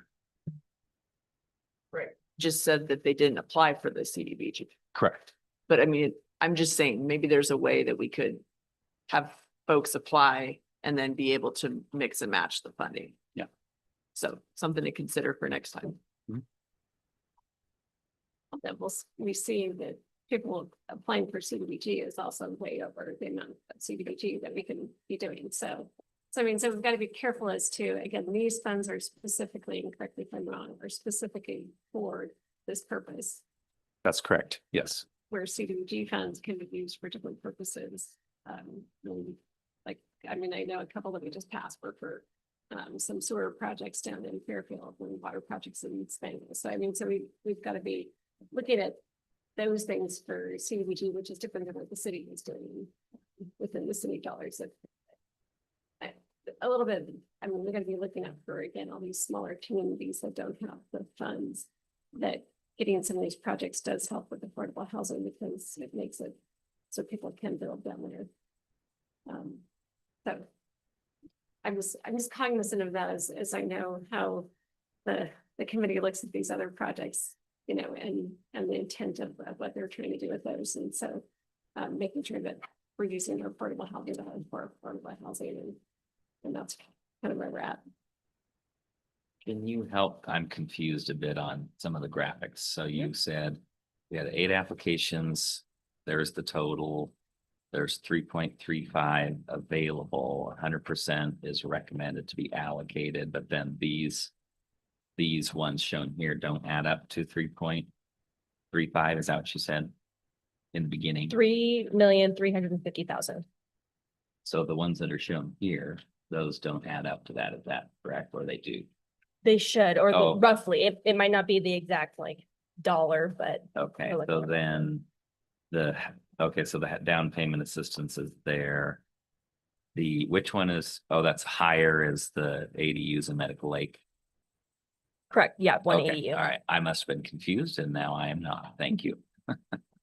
And there's a little bit of flexibility too with like especially our home dollars, and we have program income kind of comes into play, and that can start to gray the line of exactly how much is available. So we try to be a little bit conservative on what we say is available, and knowing that we might have some extra dollars that we can use from those program income coming in from our other previous loans that we currently have. So there's kind of a lot of moving parts there, but. So there was only, you were able to fund or recommend fund every applicant at some level other than the one. Correct. Okay.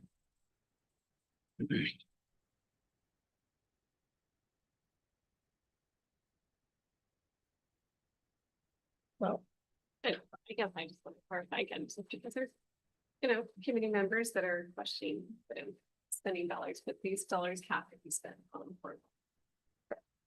Thank you. Yep. Thank you. And I don't have an exact date yet on the legislative, but I'm trying to work on getting those drafted and bring them back for legislative as soon as possible. So, thank you for your time. Thank you.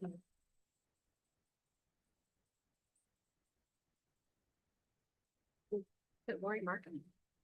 Because item G, we are striking from today. Yes, I was told this morning it needed a little bit more work, so they asked to have it pulled. And it'll be back in 2 weeks for the next meeting. Morning. Good morning. How are you guys? Good. Nice to see you. Good to see you too. Thanks for letting me come and chat with you today. On February 25th, I sent an email to the Board of County Commissioners. There it is. Sent more to the. Second, it's for Mitch, if you wanted to put up consent, you probably would draft resolution. Thank you, Madam Chair. That one should feel left out. Jim is always welcome. On February 25th, I sent an email to the Board of County Commissioners with a request from the Shrek Board asking for a change in our charter. We had some amendments that we were looking to make. One of those was the removal of the City of Spokane positions on the Shrek Board. It's something that we have been talking about now that the city has made that final decision to create their own PSAP. We had a pretty lengthy discussion at the Shrek Board meeting on February 19th surrounding that. We did have City of Spokane participation in that meeting, and it was a unanimous vote to remove those positions. We had some discussion about leaving them on until the end of the ILA that had been signed in December. But in further discussion with the board, it was decided that ultimately those discussions are taking place outside of the discussions about the change in the process of moving from a joint center into two separate PSAPs. Those conversations are happening at a much different level. They're happening on an operational level. And then of course, with the monthly meetings that the commissioners in the city are having with Shrek to kind of implement those. The board meetings for Shrek are really meant to be for board business and pushing forward the future planning discussions that Shrek needs. Along with that, we also had asked the question of whether or not if we allowed a non-voting city member on the board, if that person would be eligible for closed session or executive session where a lot of financial, as far as like union contracts, employee issues, those items are discussed. And we were told that yes, those positions would require the access to that executive session. So based on that, the board had made the recommendation that they would like to have those positions removed.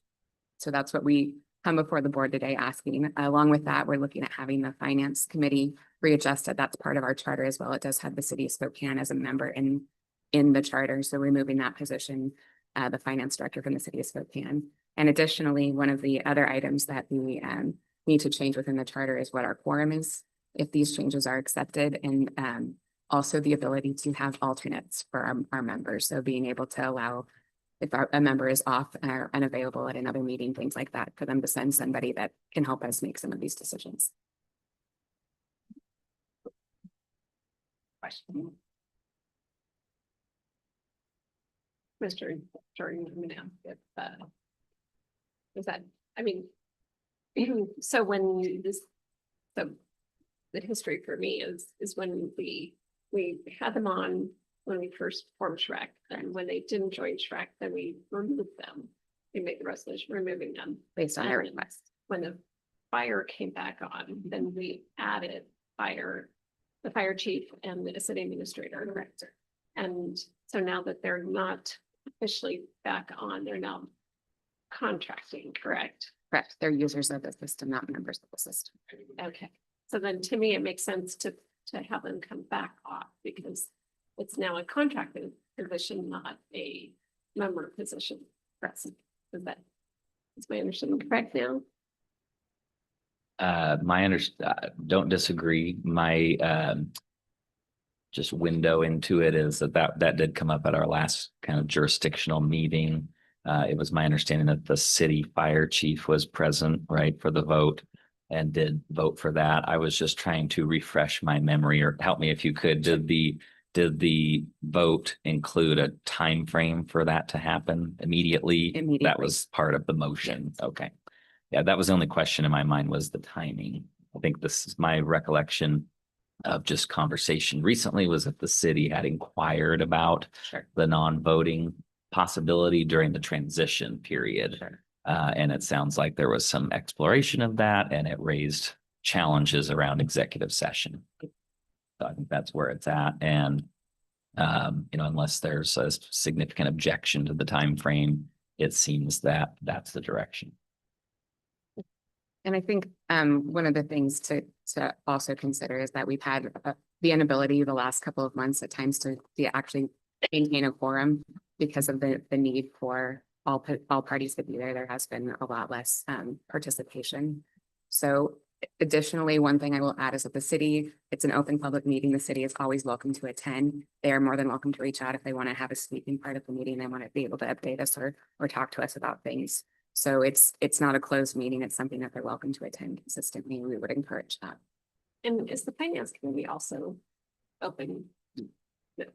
So that may have to allow for, because I know there's discussions of the city of Spokane Valley wanting to maybe look at changing Chief Ellis's position to the city administrator and having a finance person on the finance committee. So.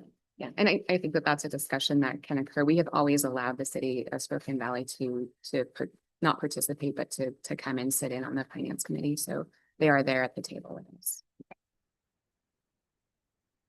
Madam Chair, oh, pardon me. I just want to say the city's new PSAP director was at the last kind of jurisdiction meeting we had. That was a good add in terms of bringing that expertise from the city side. And I think it was a very constructive meeting. I need to talk to you about getting another one scheduled soon. So I'll track you down when you're heading out, but I'm sure there will be unanticipated challenges that arise, but I certainly think that's been a constructive forum to kind of problem solve and continue the necessary dialogue as the transition proceeds. Yeah, and we are meeting with him every 2 weeks and his technical team. So we have a meeting scheduled on Thursday this week to go over a lot of the minutia of these changes. And so that is occurring. We're meeting every couple of weeks to address the issues as they arise. Is this on our 2 o'clock today? It is not on your 2 o'clock agenda, Madam Chair. I would place it on the April 14th is the next legislative consent agenda. What I did, Madam Chair, was I took the attachment that Shrek sent to the board as part of their letter, and I put it in our correct form because I made some changes to it. And then I added to that the ability to designate alternates, which had never been in there, but I think Shrek board was doing it anyway. But I think when I talked to the attorney for the Shrek board, we decided we would put that in there so it would be clear. So at your direction, I will place on the next legislative consent agenda, which is, I believe, Tuesday, April 14th. This particular item for formal action consistent with what Ms. Markham had just advised you. Okay. When we talk about the alternates, then in your bylaws, can you do further restrictions on the alternates that it's not a rotating alternate, but it's someone who is going to be consistently. The designated member has to in writing advise the Shrek board of who their alternate is going to be and then maintain that. And if they change it, they're going to have to send another letter. So there's consistency, Madam Chair. Very good. Thank you. Okay. Thank you very much. Thank you. We'll take us to Jeff. Yes, and have it all come down. Ron, thank you. If you could throw up the ARP sheet, this will be a flashback. Once you see it, I think you'll remember how many times you have seen it in the past. We did want to give an update. We will also have an executive session on ARP at the end of this meeting today. So our thoughts is this is more informational. We'd recommend really not making decisions until a future meeting when you've received the additional info in the exec session. The way this works is to look at the top three. If it's on the blue-gray side, it was fully spent in ARP. So the top one with the Spokane Valley awarded and spent 100% in ARP. If you look at number 2, 43,000 was spent in ARP. When it goes over to the yellow side, that much was moved to a general fund contract, and it was completed on the general fund side. So it's between the ARP side and the general fund side. As we look at public health category 1, one that still has quite a bit of money remaining, but we're not concerned at all, is the sheriff at 553,000. They do spend down 75 to 100,000 a month. So that one will certainly be completely used. And I did talk with Sheriff Knowles this morning. Some of you received an email, I'm sure you all received an email on block cameras being pulled down right now due to some state law changes, and they want to make sure they're meeting the rules exactly before they go back up. But the real-time crime center is still operating. It's just not all the cameras are currently as they were 48 hours ago.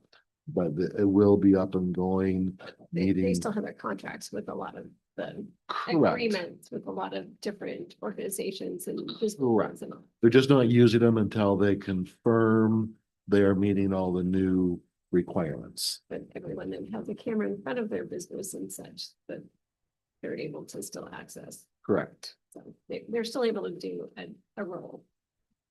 And it will, they'll quickly, I hopefully be back up, meeting all state laws, and we're also meeting all ARP rules on spending. So the other one that we highlighted is the health district.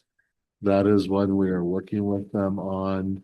They are looking at some additional costs they can put against us. They assured us over and over and over and over and over again that they're going to use that full amount.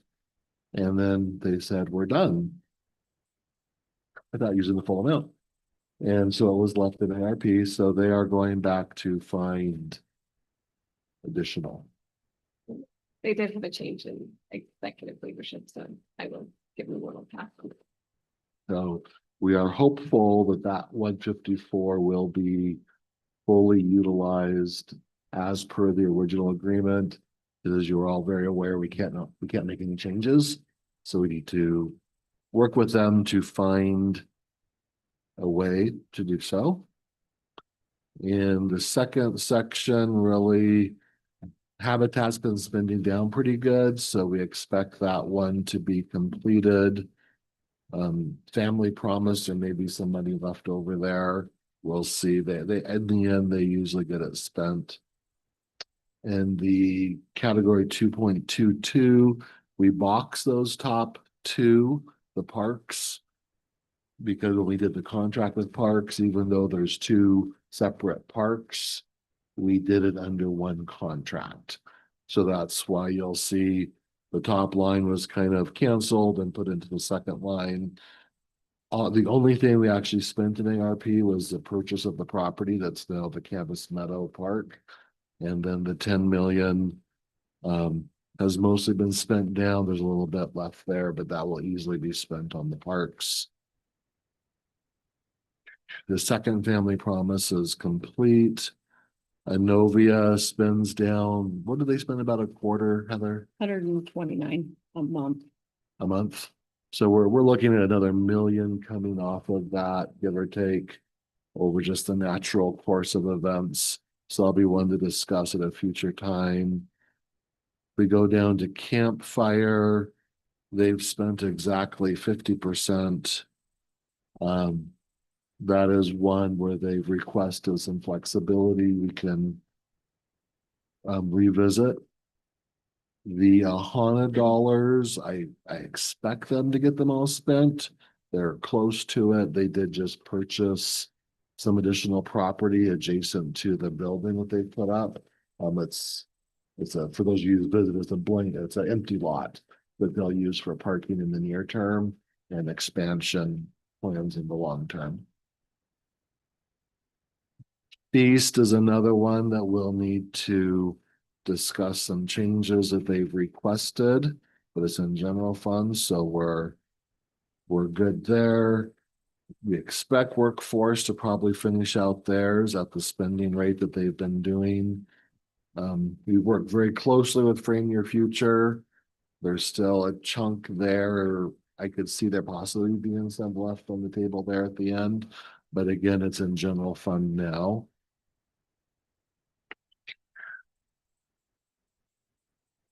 You'll see on page 2 under 3.5 that 962,000. It's a big chunk of money, but we have a lot of bills coming in. We don't have any concerns on that one being completely spent out.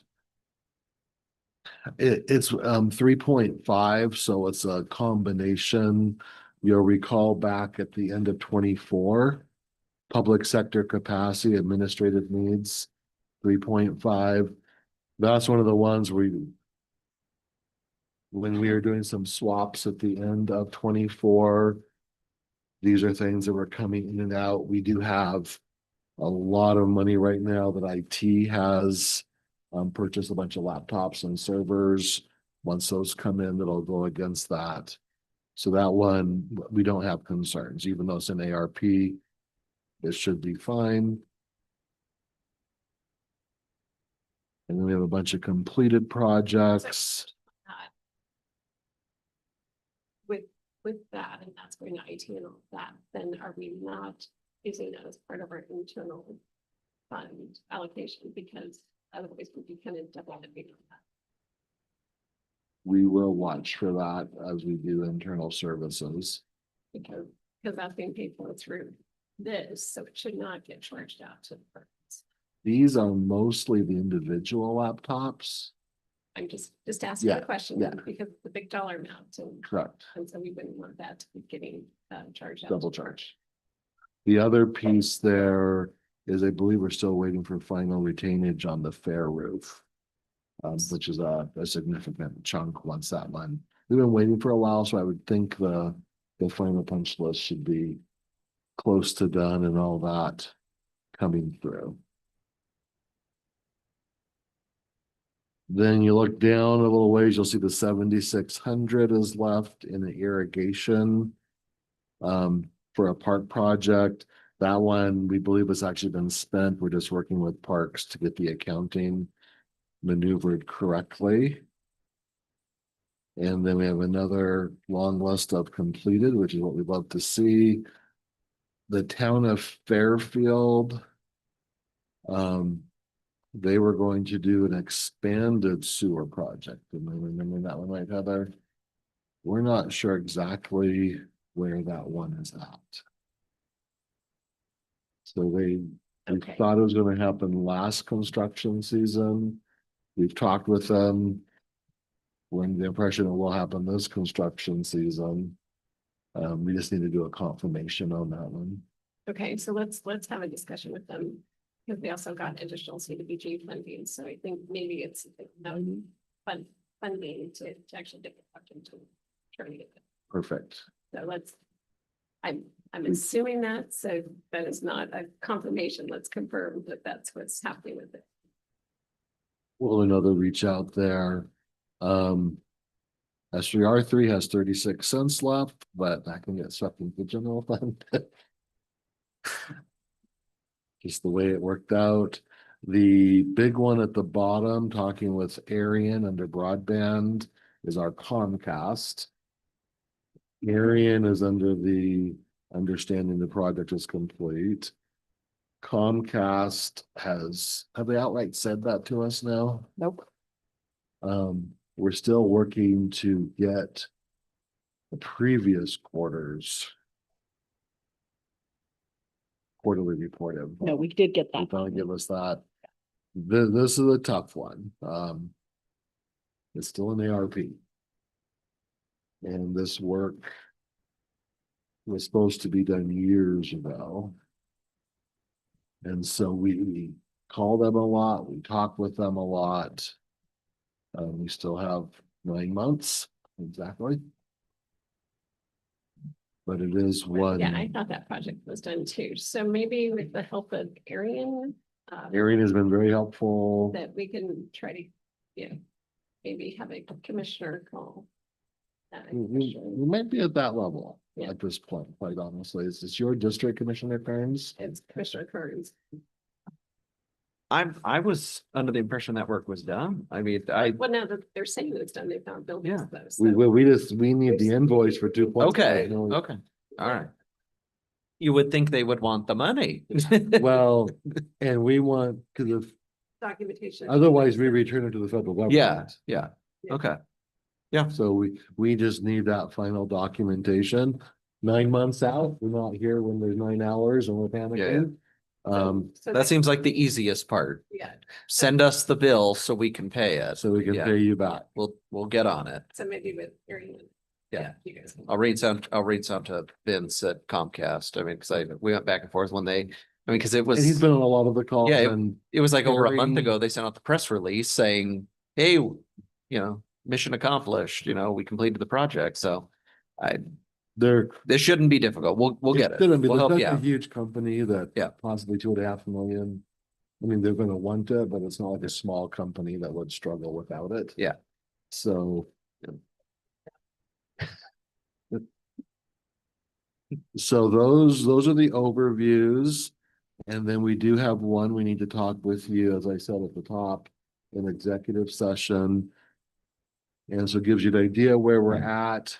Then we will bring this back the next time with 4 or 5 groups that have asked for different changes in the part that is general fund, so you can do that now. And those range between project changes or time extensions. We can go through each of those. And then depending on the will of the board, we'll move forward accordingly at that point. So we did want to give you kind of an update where we are. We'll work with Commissioner Kearns to reach out to Comcast. But overall, we're feeling very good where we're at with 9 months to go. We're well past 90% complete. Any questions for Jeff? I just want to give a big shout out to both Heather and Jeff for you guys' work on this. This has been years of work, years of a lot of hard work. So thank you both for everything you've done on this. This was a huge task and we're in the home stretch. So, but thank you for everything you guys have done with this. I second that, and let's make sure we get those 30-something cents from S3R3 taken care of. Every cent. It'll be added to the general fund to help close next year's budget. I'll be watching for that. You can mail 2/3 of an envelope. No, and I want to say thank you also. I mean, I know it's been a lot of work for Jeff, but I asked him, like 2 years ago to say, okay, now you gotta identify how everything's getting spent to the. Yes, we have a monster exercise. spreadsheet that Commissioner Brooks made me do, and I cursed her name a couple times in the process. But at this point, we'll say thank you because we have referenced it multiple times. It's like a 40-sheet spreadsheet that has it all. Yeah, but it makes the audit way easier. It, so. it does. It Now it's just- includes every resolution that did every direction. And you guys know how many resolutions there were. Yeah, so thank you for. Well, thank you. We've used it many times. It's actually titled the spreadsheet Commissioner CUNY made me do. If anybody wants to do a public disclosure on it. Okay, that takes us to the end of that part of our agenda, so we're gonna go into miscellaneous. So we have the Safe and Healthy Task Force that will be discussed during the Council of Governments. We looked at that agenda already and talked about that, but we do have about 40 people that are signed up. So, and then I know there's more people that are interested in coming that are not, our official list. So we're trying to get our official RSVPs. The City of Spokane Valley is hosting us out at Center Place. I'm hoping they're paying for coffee, so we're working through that. If not, we will. We just got the notice out this morning before 9 o'clock, so right at 9 o'clock, so that's all good. And then we have the letter for Sergeant Salas. So I just want to make sure people read that and are okay to sign that. And that one, just a reminder, is on the 2 p.m. for today. Okay.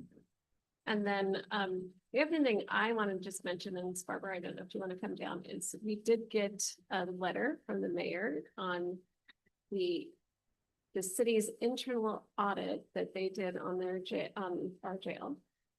So I just wanted to give Mike a chance to speak to that if you'd like to.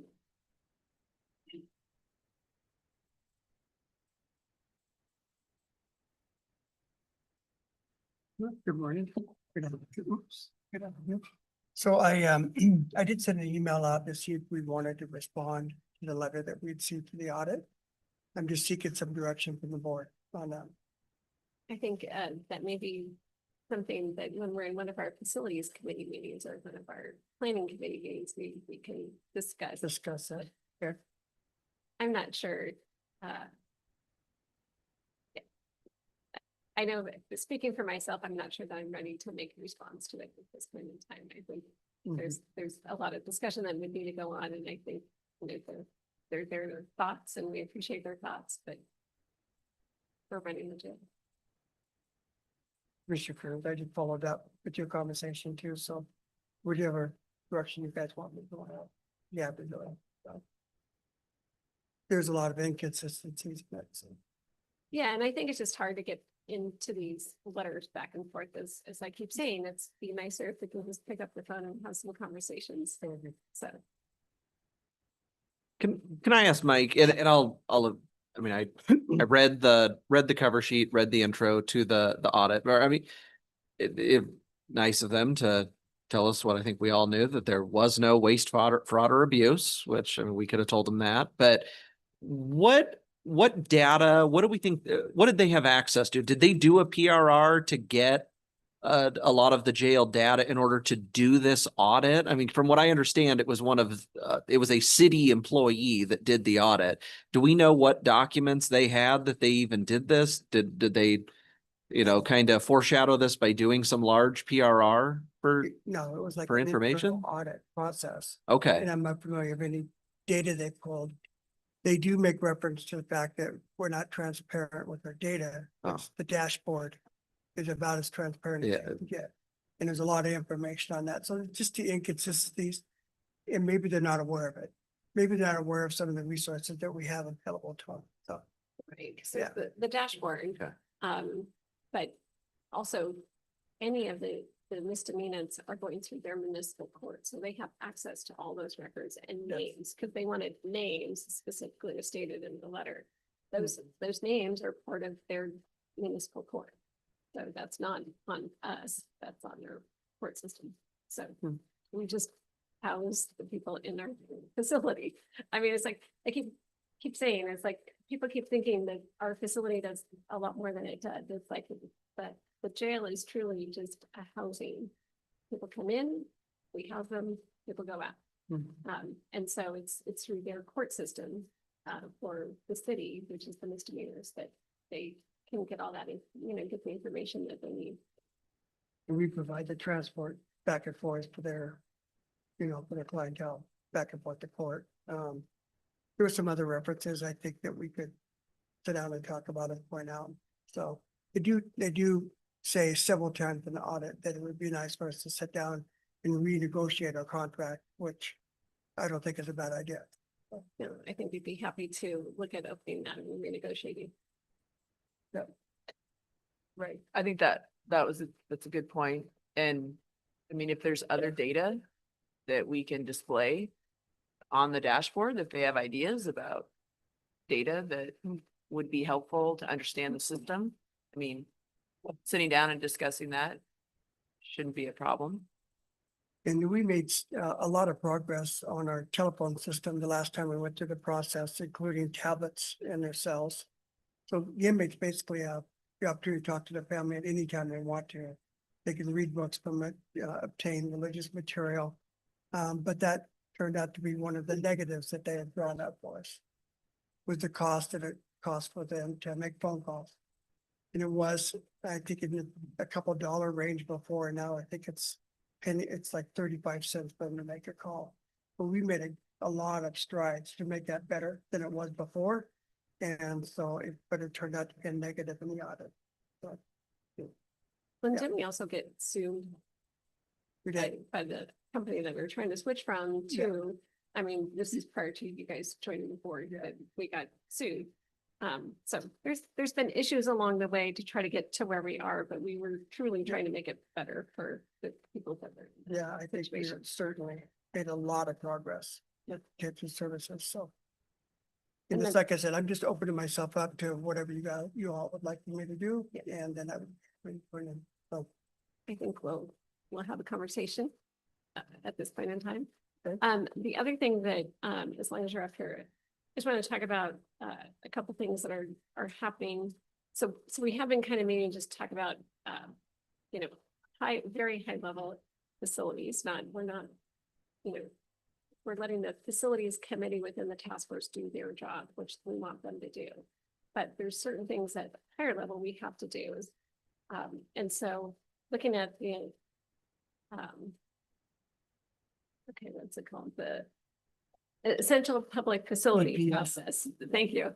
The siting process.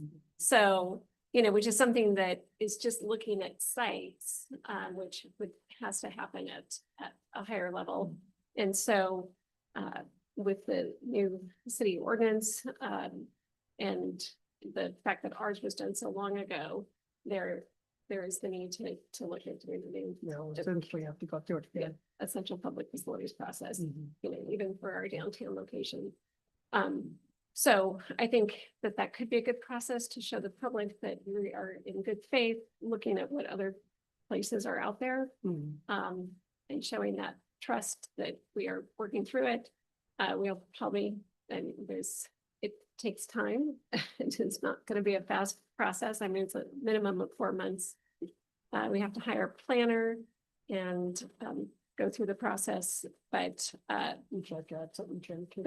think if something were to pass, we'd be able to, you know, put those costs into that, you know, bond, if we do a bond on it.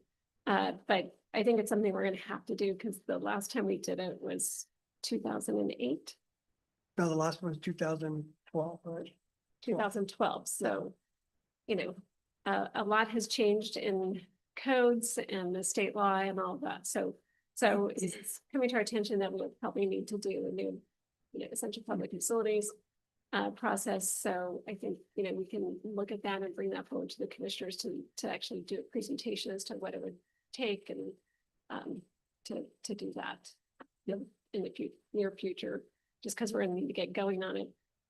The issue is it may not be done by the time we'd like it to, you know, because if we put something on the ballot for November, it's gotta be to the auditor's office by August, whatever, around the first of August.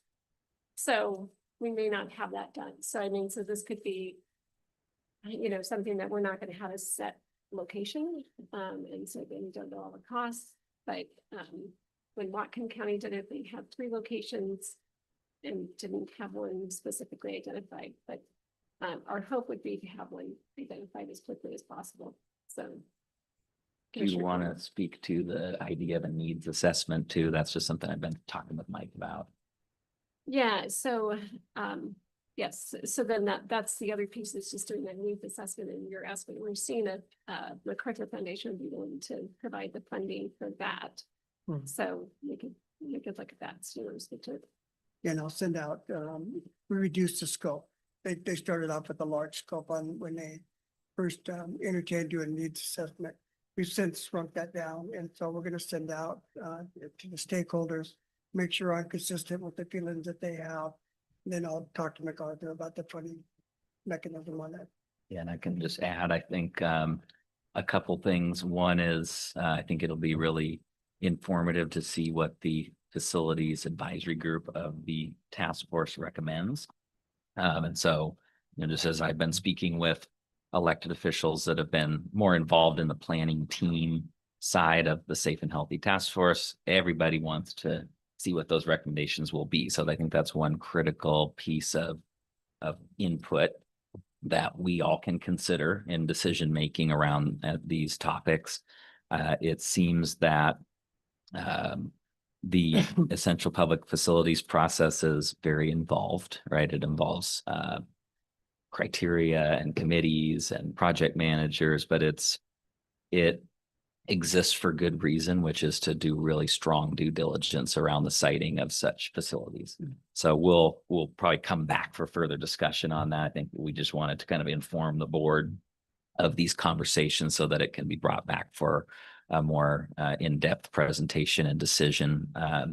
And then personally, I see kind of the idea, this has been talked about in kind of informal dialogue of a needs assessment on facilities, kind of taking the input from the task force, taking the input from you and the historical experience of the county, and looking at best practices going on in other jurisdictions and trying to reduce some of that higher level feedback to give us a more concrete recommendation around facility needs. So it's all again, that would be something that the board would need to make a decision on. And so we'll come back with that. What Mike's talking about is just some kind of ideas around what the scope of that would be. And then the board will decide what scope it feels it needs. And so these are all, as I see it, just really good ways for the commissioners and the jurisdictions to get the best possible information to make important decisions about these topics. So the needs assessment would build off of previous assessments that have been done of our two facilities and the challenges and with space and with design, I'm assuming. Would it also look at needs for mental health or behavioral health or courtroom space, not just detention? Yeah, it's embedded in it. Okay. They talk about that as Okay. well. It could be whatever we ask them to be. Okay. And that's really what I'm looking for, is that direction to send it out. And then, I have approached the MacArthur Foundation. They said they entertain the idea of funding it. So depending on what that outcome comes, and yeah, I'll be happy to, prepare something for for them to review, to see whether or not the funding is going to be available for a portion of the funding, whatever we go with. Yeah. Yeah. And I think it's important. I mean, part of the needs assessment is looking at, again, Mike keeps reiterating this at all of our meetings. It's like we have a bunch of our population is there for 24 hours or less. The next one is 72 hours. And then beyond that is people that are there for longer term because of more serious crimes, but they're pre-adjudicated. And so there's not, when people want to talk programming is based on volunteering, not requirements. So again, so I keep trying to let people know, it's like the facility is a facility, and we want to make it as efficient and workable and as less traumatic as we can make it. But we got to remember that we've got people that are there for 24 hours, 72 hours, and then the fewest amount of people are there for longer. Yeah. Yeah, so, the average stay is about 24 hours for them to go to first appearance. Then after that, it's 72 hours for the prosecutor to file charges on it. And then you usually see another spike about 180 days, which is that credit for time served. And so we've got a sweet spot over here where we could offer some programming, some short-term programming, but the majority of our population has gone in 3 days. So it's really what we do on the handoff on the way out and what we could do on the front end. So there's a lot to do on that part of it too. But I agree with the mental health portion of it. I think our future is more therapeutic than it has been, and what that looks like, we don't know. So we're hoping to do that part. I'm happy to work with Jim Amacio on preparing something to come back to the board for the EPF process in the near future. Yeah, I think that's going to be timely to try to get that piece as soon as possible. Yeah, yes, ma'am. Thank you. Anything else? What time frame do you think the assessment will take, since you can build off previous information, but now you're getting new information about new types of therapeutic, options? But yeah, and so the needs assessment originally was headed in the direction of what should the facility include, for the population that we have based on the size of our county and all those other details that go into it. And so the other one add-ons to it was what could be accomplished with it if for the longer term people that are sentenced to the jail and those type of things. But I think there's a couple of different looks that they have on that part of it. But I would say that the majority of it should be around the facility, because that's kind of the question that we have, what this facility should be, along with the information coming out of the task force on what the before the facility looks like, and then the warm handoff that takes place on the other side of it. So we're kind of in the middle with this needs assessment to figure out what is appropriate to have inside the building moving forward. So what time frame do you think to complete a needs assessment versus the siting Yeah, piece? And does the needs assessment have to come first? I'm just trying to put the pieces it together. does not. It can be at the same time. Right. Okay. It could be concurrently. And so when you look at it, the essential public facility sign process is at best 180 days at best. And so it's about 2 months for each section. And there's the functional analysis, qualitative analysis, weighted analysis, and then it's our trip to the board to figure out what's the preferred site. So it's going to be at least that long, 180 days. The needs assessment, they told me originally would be 4 months, but we're going to reduce the scope. And so I'd have to send it back to them to find out what that time period would be. Okay. Is that good? Okay. Yeah, just one thought I was gonna add on that is just to be clear as well that it seems my expectation is the task force recommendation would be completed at least in that initial phase prior to the needs assessment being completed, right? So the needs assessment would be able to incorporate whatever that advice is from that task force group. And so we've just kind of talked in dialogue about that scope of work, including a piece of incorporating that feedback or considering it, whatever that may be. And then, of course, I think, the way I see it is that we'll do our best to make all those pieces flow and work together.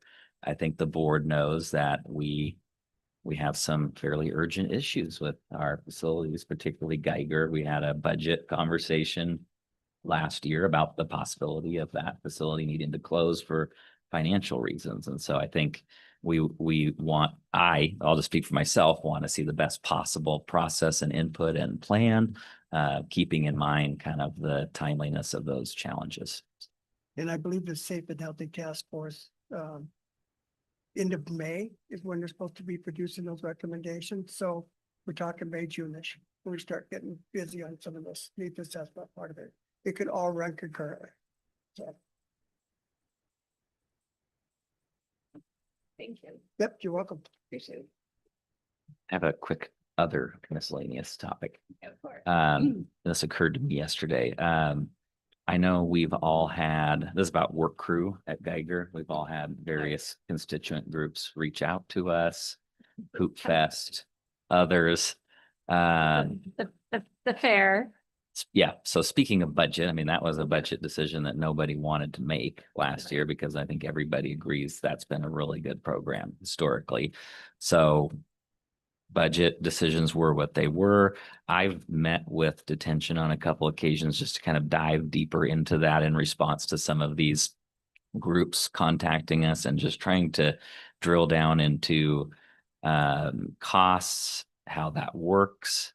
Are there other models that we could look at for changing the price of that program? So I think there's good information. There's no maybe obvious solution, but I would recommend that we just bring that back for a briefing just to see what Jason's been able to put together in terms of the information and just see if the board has any input on that. So I just wanted to see if other commissioners are interested in that. No, definitely. I just got a letter. I don't know if you got it from the Junior Livestock Association. And then I talked to Aaron on Friday. And it's kind of one of those unintended consequences that when that went away, they have to hire it done, and they're hiring it at minimum wage, which is $20 an hour basically. So yes. So I'd like to relook at that and see, because it didn't see, if I remember right, it wasn't that much money. It's a couple $100,000 as I remember, but it's, yeah. Yeah, but if it's going to cost the fairgrounds, our fair, which is an enterprise fund, an additional, $100,000 to $200,000, and then there's still things we can do for the community that are helping the community, then we got to look at the cost benefit of it, which I don't think I realized making that decision, what the unintended costs would go up for our groups that were using it. So. As I've let just alone been the other groups. just chatting about it with Chief Hooper and others, it's just been made very clear, like how important that program has been to huge events in the region. I mean, P&Q, Hoop Fest, and also the knowledge that those officers have in terms of how to set up the hoops and everything with Hoop Fest. So, yeah, nothing's free, but we may be able to look at different ways of charging that some of those groups might find to be good money, because private groups that have those kinds of labor may not have the institutional knowledge that really helps it be an efficient, strong operation. So anyway, I would love to find a way if we can. It's a question of money, but I just wondered if the board's Well, interested in looking at it again. And I think we can look at charging more for that service. So we ensure that we're covering our costs, because that was a cost of 200,000.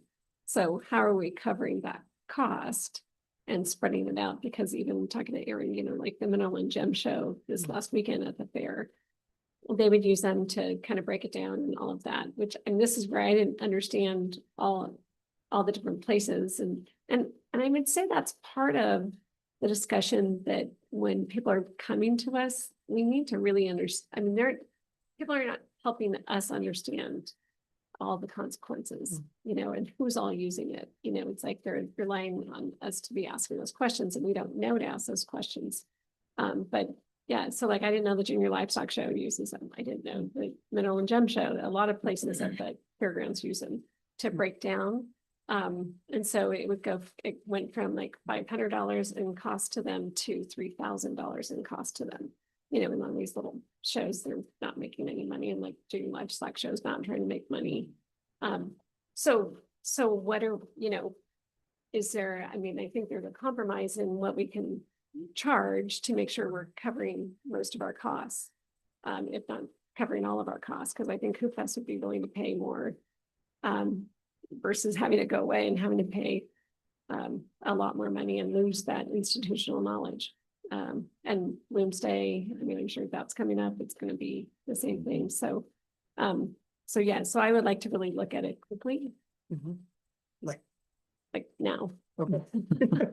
Yeah, I mean, Just because I mean, like the Junior Livestock Show is going to be coming up soon, you know, just all that stuff and it seems like the people at Geiger are, I mean, they like doing it. They like getting out, all of that. So you know, it's not a program, but it is a program that we provide. You know, I think the Valley is already off, you know, using other people to do the mowing and stuff that the work crews used to do. But, you know, it's truly a service to the community. I think it helps them feel that they're giving back to their community. So, yes, I'd like to look at it sooner than later. So it's understanding it's a reallocation of staff too. It's a couple of things. And then having the available inmates that can do the work. So we have a couple of, you know, restraints that we have to address. And No, then and I know it can't be today. I mean, I'm just saying that, you No, know, I'm- in a perfect world, I'd love it to be today, but you know, it's, you know, to really look at it. So sorry, Commissioner Kurtz. You know, I'd be open to discussing this, having a presentation. I just kind of re-looking at the numbers. I think that's totally fine.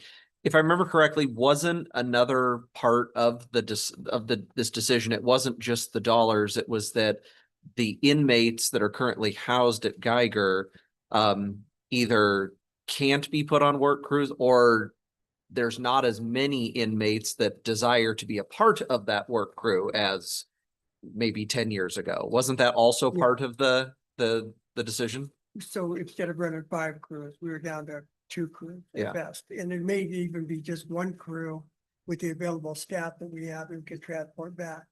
Our fair should be certainly one of our priorities in this. And so, yeah, I'm very open to bringing Don back in and Jason to find out what's going on. And I apologize, it wasn't explained well enough, the consequences of doing that. And I'll make sure that they touch on those points as well. Just, yeah, and just from learning more and kind of diving deeper, it sounds like it has reduced over time the number of crews, but if we had the staffing and the ability, there's still enough to make it a good program is kind of what I've heard. Okay. yeah, I agree. I think when we discussed it back in the fall, I had suggested, well, what if we were to charge more? And yes, those organizations might have to pay more, but they still would not be paying the full minimum wage out there. So it's a good, I mean, I think we need to look at what would the cost be if we increase the fees and then have that dialogue with, but time is, it's already April tomorrow. And these events are coming up and they need to be able to plan and know what their costs are going to be. So if we can get some scenarios worked out and look at the staffing, because I know some people have been moved over to other staffing needs in detention. So if we could get something in the next couple of weeks when we get back from So the 14th. spring break. I could shoot for the 14th and then work on that with Chad. Yeah. Get that. I mean, and this is just like the closing the dog park that we didn't really understand the unintended consequences.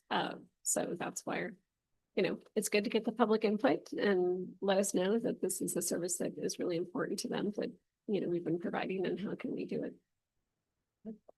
And I'll just say thanks to Mike and Chief Hooper and Jason, as I've just been kind of learning more about it. They've been really great with information. So thank you. Yeah. And I'll also come to you, Jeff, at the UPI process on the 14th as well.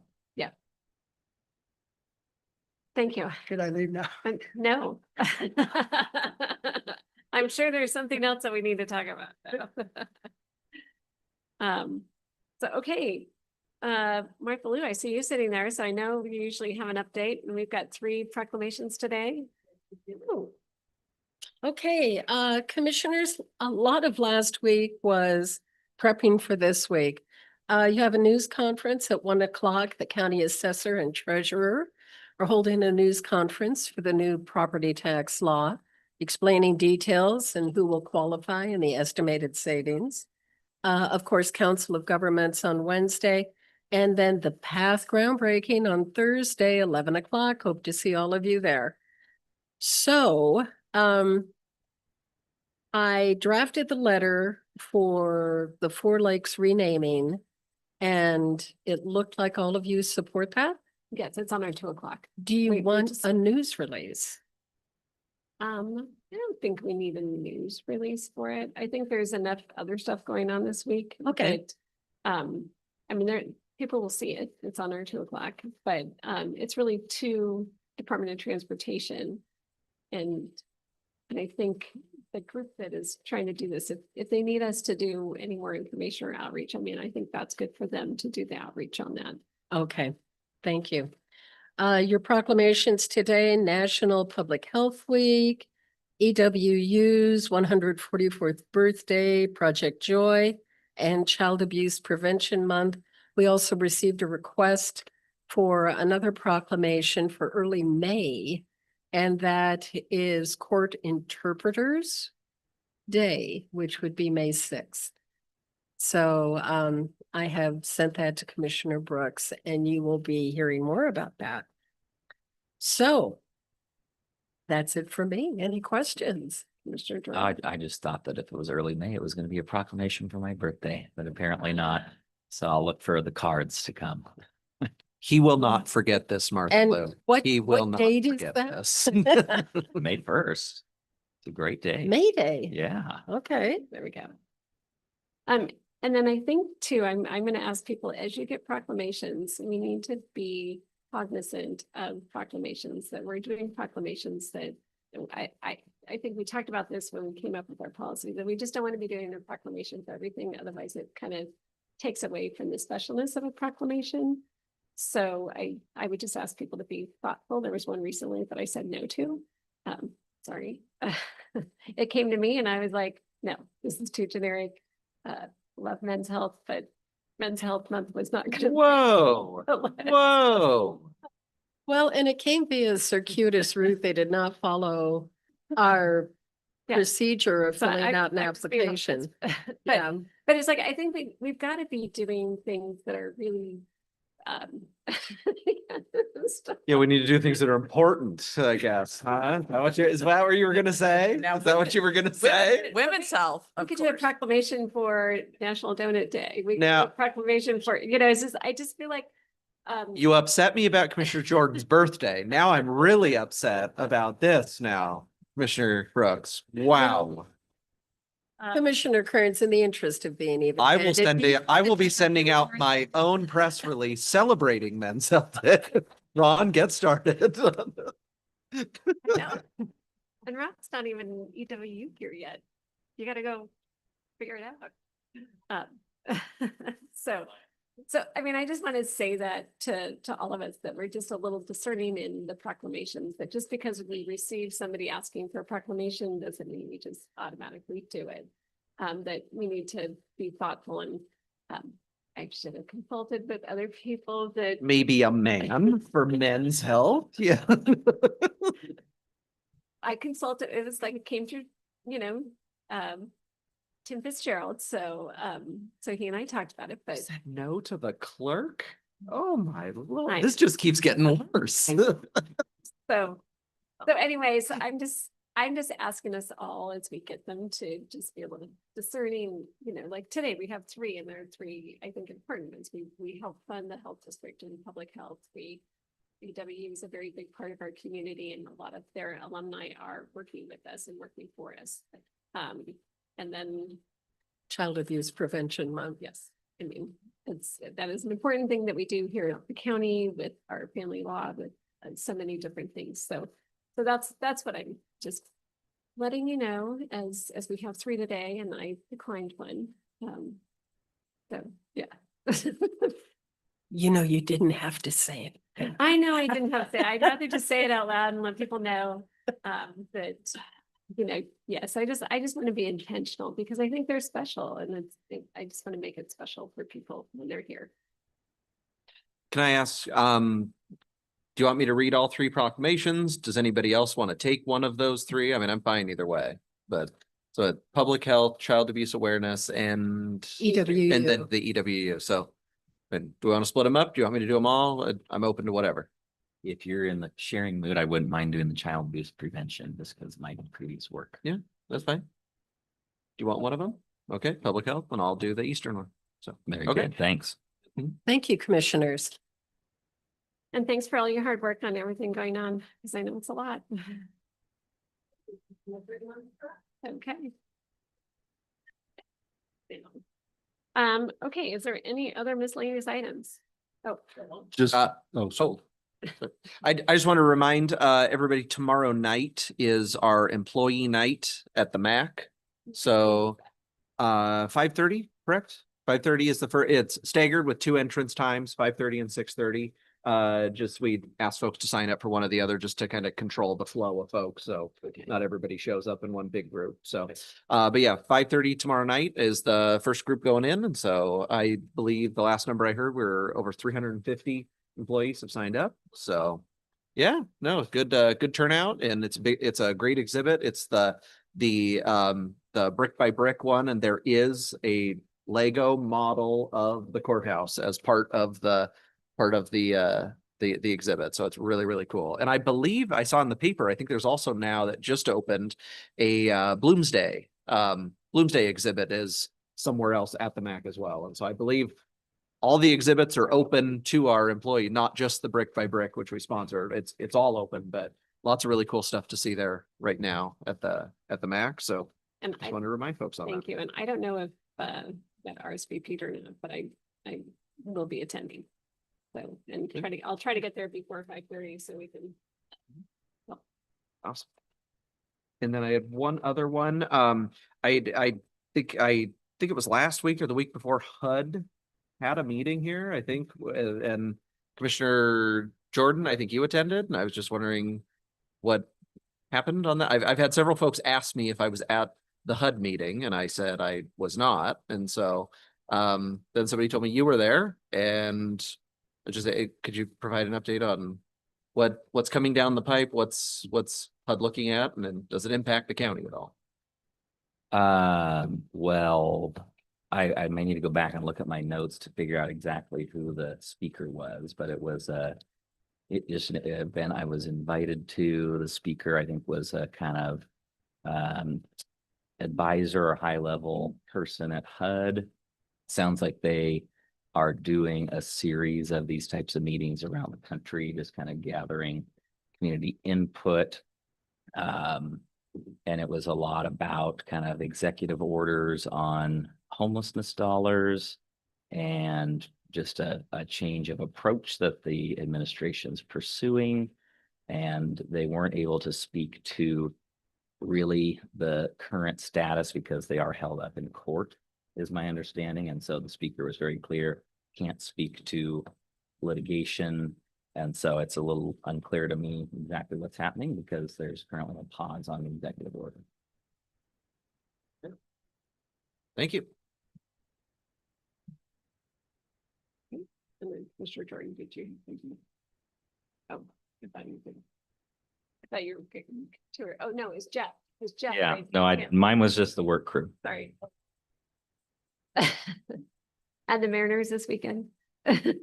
Winning record. There we But go. a few batters could pick it up a little bit. That'd be good, but that's for another meeting. That's right. Okay, Jeff.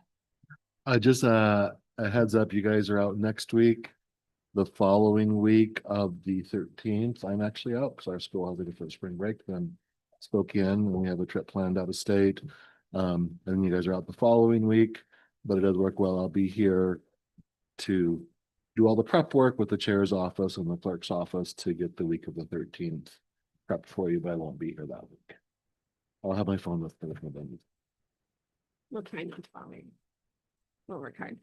And then just so you guys are all aware too, Jeff and I have been talking that